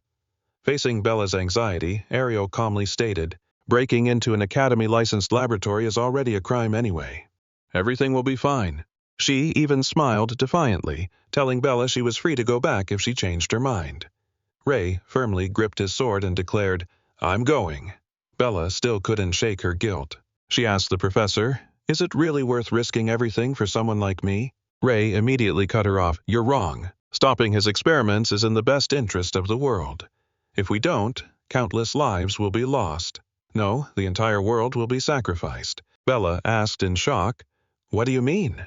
Ariel calmed her down, saying that while Gray might be exaggerating a bit, she agreed that Varian had to be stopped. Ariel advised Bella, "Don't worry too much. They aren't risking their lives just for you." With a confident smile, the professor ordered, "Now, move." The three of them instantly darted off like arrows. Ariel raised her hand, summoning a series of flaming magic circles, releasing a massive surge of energy that shattered the laboratory wall. A cataclysmic explosion erupted, blowing away every obstacle in an instant. Gray stood looking at the devastation before him and could only offer a bitter laugh. That was a bit of an overkill. Ray, Ariel, and Bella stepped through the rubble and inside. Ray's red eyes narrowed at the horrific scene, thin, gaunt arms shackled tightly to the walls. Corpses lay scattered all around. Ariel remarked coldly, "Looks like we don't need to waste time looking for evidence anymore." Looking down into the massive laboratory, Ariel realized there were 14 types of forbidden magic being cast, not to mention the illegal human experimentation happening at the center. A magical altar glowed with a sinister purple light. Bella asked, trembling, "What should we do now? The original plan was to get the evidence and leave." "But should we rescue these prisoners right now?" Ray urged anxiously. "We shouldn't stay here too long. If we drag this out, Varian might return." Suddenly, a deep voice echoed, "Oh, were you calling for me?" The three of them froze and turned around. Ariel narrowed her eyes, alert, as a dark shadow approached. The figure appearing was none other than Varian, wearing a sinister smile behind his purple-tinted glasses. He casually revealed that he had arranged for a body double to attend the conference so he could return here to conduct a crucial experiment. Ariel asked suspiciously, "A crucial experiment?" Varian nonchalantly admitted that he had just acquired some fresh materials and wanted to use them while they were still fresh. However, seeing the group through his glasses, he nudged his frames and declared, "But the plan has changed." Ariel, Bella, and Gray couldn't help but be rattled, sweat pouring down under the overwhelming killing intent radiating from him. Varian stared at them through the reflection in his glasses. He gloated that he had been looking for materials with higher magical potential than ordinary people. I was curious how the group had sniffed out this secret. But he was certain they had come here in secret, without telling anyone else. "If all of you suddenly disappeared at the same time..." Varian wore a crazed smile, revealing his white teeth and eyes burning with evil. He stated firmly, "No one would suspect me of anything." Ray questioned his intentions, stunned. "Materials? Don't tell me you're planning to turn us into test subjects?" Varian replied calmly, "Stay calm. Your sacrifices will help expand the boundaries of magic itself." He flashed a terrifying grin and asserted, "Because I can't let you all leave here." While they were alive, he would make the absolute most of them. Suddenly, a pillar of fiery energy erupted, leaving Varian startled. "Huh?" A violent explosion engulfed the space, emitting blinding beams of light. Ariel and Bella squinted, tense under the incredible pressure spreading around them. Bella gripped her staff, her eyes burning with determination, as she prepared to face the danger ahead. Amidst the brilliant purple magic, Varian praised with amusement, "Ah, how magnificent, truly wonderful, heavenly eye." Ariel had not lost her keen senses. He stared at Gray and remarked that it was unthinkable for a special admission student to possess such exceptional talent. This made him start to consider targeting other heavenly eye recruits as well. Varian smirked insanely before hearing a taunt, "I'm not impressed by your little stunt. A student of the academy trying to assassinate a professor?" Bella tightened her grip on her staff, coldly asserting, "Better to kill than to be killed." Even though she had just missed a golden opportunity to finish him, Ariel quickly ordered, "We're retreating." "We have enough evidence." Ray agreed that they should leave the rest to the academy. Yet Varian's haunting voice rang out, "Do you really think I'll let you leave that easily?" Instantly, a pillar of ominous dark purple energy erupted. Ariel roared, putting all her strength into casting a brilliant golden barrier to withstand the deadly attack. Bella, standing behind her, could only scream in terror, "Professor!" But Varian just wore a triumphant smile and declared, "All efforts are futile, for this is the fruit of my research." His life's work, named the Flame of Greed. He explained that this fire had the ability to devour any defensive magic and turn it into fuel, to make himself multiply in strength. Theoretically, this was an unstoppable attack, though its only weakness was that it consumed a quantity of materials. Extremely rare materials required for the summoning. Before Ariel's horrified eyes, the solid barrier began to crack and shatter under the destructive power of the dark flames, amidst the chaotic energy consuming everything. She tried to stand back up and pulled out a memory recording pouch. Ariel shouted an order to her student, who was frozen in fear. "Bella, take this recording pouch and give it to..." "Gray," she immediately affirmed. As long as the professor sees this, he will know exactly what to do to turn the tide. Ariel continued to stand alone to block the incoming dark fire, screaming urgently, "Go, now! Go!" Bella stepped forward, holding a glowing magic block in her hand, and said resolutely, "Professor, your barrier is breaking. Let me handle this." She frantically remembered the promise made before coming here. She had screamed, demanding Bella prioritize her own life, because Varian's magic was too irregular. Ordinary defensive spells couldn't stop it. As the barrier shattered under the horrific pressure, Bella kept a strangely calm expression and replied, "It's going to be okay." A burst of blue light slammed directly into Varian's purple flames, triggering a massive, earth-shaking explosion. Bella stood firm amidst the swirling energy and stated calmly, "This magic isn't actually that powerful. It just requires a slightly different type of defensive spell to counter." Watching his prized attack get neutralized so easily, Varian shrieked in terror, "No way! The anti-magic theory for the Flames of Greed is something only Feta knows. How could you possibly know it?" Bella coldly replied that she had recently been taught a new theory, and thanks to it, dealing with this magic had become incredibly simple. Varian gnashed his teeth in a frenzy. He couldn't believe his ears. "Someone taught you?" He roared in extreme rage, demanding. Bella revealed the traitor's name and threatening her with a painful death if she didn't speak. Seeing the look of madness on his face, Bella tilted her head slightly and asked, "You want to know who taught me?" She looked him straight in the eye with a defiant smile and delivered the final blow. "That's a secret." Memories of her conversation with Gray flashed back. At the time, Ariel had been skeptical since he was just a swordsmanship student, but Bella had trusted the formulas Gray provided, because they were perfectly logical and didn't contradict current magical theories at all. Back then, Gray was completely nonchalant, giving off that suspicious, top student hiding his true power vibe. As for Gray, he had just thought to himself that he was merely piecing everything together from the knowledge of his previous life. Returning to the present, Varian realized he wasn't going to get a serious answer. He coldly spat out, "Fine then." He raised a brilliant red crystal high in his hand, his purple eyes flashing with intense killing intent as he declared with cruelty, "Then burn to death." He gritted his teeth and crushed the red crystal, releasing a surge of dark power, cold to the core. Immediately, the dark aura erupted violently, morphing into eerie skulls and a giant fang-filled maw, as if intending to swallow all life within the room. The dark flames rained down like a storm, enveloping the group in suffocating pressure. Gray shouted in concern, "Bella, are you okay?" Standing in the midst of the energy vortex, Bella gritted her teeth and channeled her power into her staff to maintain the barrier. "I'm okay. This barrier can still hold." But Varian smirked with pure malice. He could easily see through her limits. "But your mana reserves won't last long, will they?"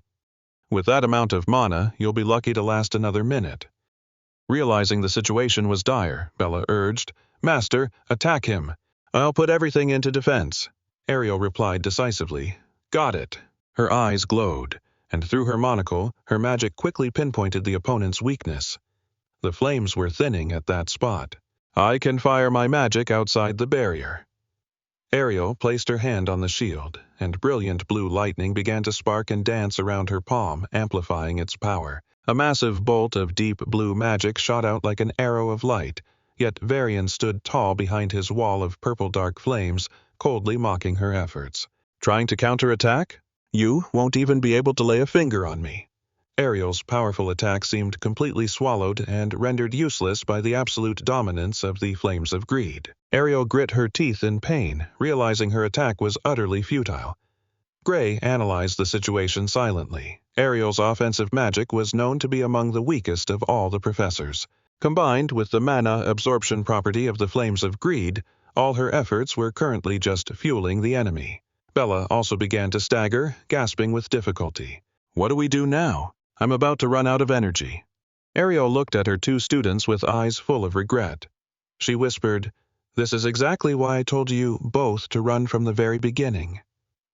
At their moment of deepest despair, Gray suddenly stepped forward. His eyes glowed with unwavering resolve as he declared, "Leave this to me." Bella watched his back in shock, doubting him. "Gray, what are you doing?" "Your sword can't reach him from this distance," Gray answered nonchalantly. "It's fine. I'm sure it will reach." Hearing that, Ariel felt her blood pressure drop. Her expression twisted instantly. "Are you sure about this? Using that power again might kill you. Even if you survive, that arm you just healed might never recover." Gray smirked slightly, putting all his strength into the hilt of his sword, and replied coldly, "Dying alone is still better than all three of us dying here. Don't you think so?" Varian, who had been gloating, suddenly froze as he felt an abnormal pressure. Through the reflection in his monocle, he was shocked to see Gray rushing toward him at an unimaginable speed. Before he could even understand what had happened, he had been effortlessly decapitated. The laboratory scene fell into a suffocating silence. Varian had been completely taken down by Gray's lethal slash. Bella stood frozen in shock, stuttering, "Huh?" Witnessing the death of the mad professor right before her eyes, Ariel watched the wreckage through her monocle, inwardly exclaiming in awe, "This is the first time I've ever seen the real thing with my own eyes. But this is truly astonishing." Gray's slash carried such terrifying power that it cleaved through the entire structure of the laboratory. Bella looked up in a panic at the falling rocks and shouted, "The ceiling!" The three of them stood amidst the ruins as the entire structure above began to collapse following the earth-shattering attack. Ariel stepped forward leisurely, signaling for everyone to stay calm. Looking around the scene, filled with dancing, glowing red cracks of energy, she curled her lips into a cryptic smile and muttered, "Good heavens, this was beyond my expectations." Ariel turned to observe Ray and asked with concern, "Setting that aside, are you all right?" Ray looked down at his sword, then at his right arm, which was trembling with grotesque dark marks. He replied with difficulty, "My dominant arm hurts quite a bit. It's gone numb, too. However," he added, forcing himself to grip the hilt tightly, "I can still move it." Ariel smiled with pride at her student. "It seems your training is finally showing results." Gray nodded slightly in confirmation. "I suppose so." Ray silently compared himself to his past self. He understood that if this were him back in the village using that kind of power, he surely would have passed out for days and woken up unable to move his arms at all. He realized that just feeling pain this time was a massive step forward. "Now it only leaves me with a sore arm. Isn't that a huge improvement?" It seems that training was truly worth it. Ray recalled those days of training, where his body was constantly on red alert and the image of his strict professor flashed through his mind. The head trainer yelling on the practice field returned to his thoughts, reminding him that only by draining every last drop of stamina would the soul's power truly awaken. Ariel looked at Gray's back thoughtfully and said in a low voice, "Thanks to you, we're still alive, but I'm sorry for forcing you to use that power." Ray reassured Ariel that stopping Varian was his own intention, so she shouldn't feel guilty. Ariel thanked him, but her eyes suddenly turned deadly serious as she gave a warning. "But if you can, try not to use that power for a while. Otherwise, the damage caused to your soul will be irreversible."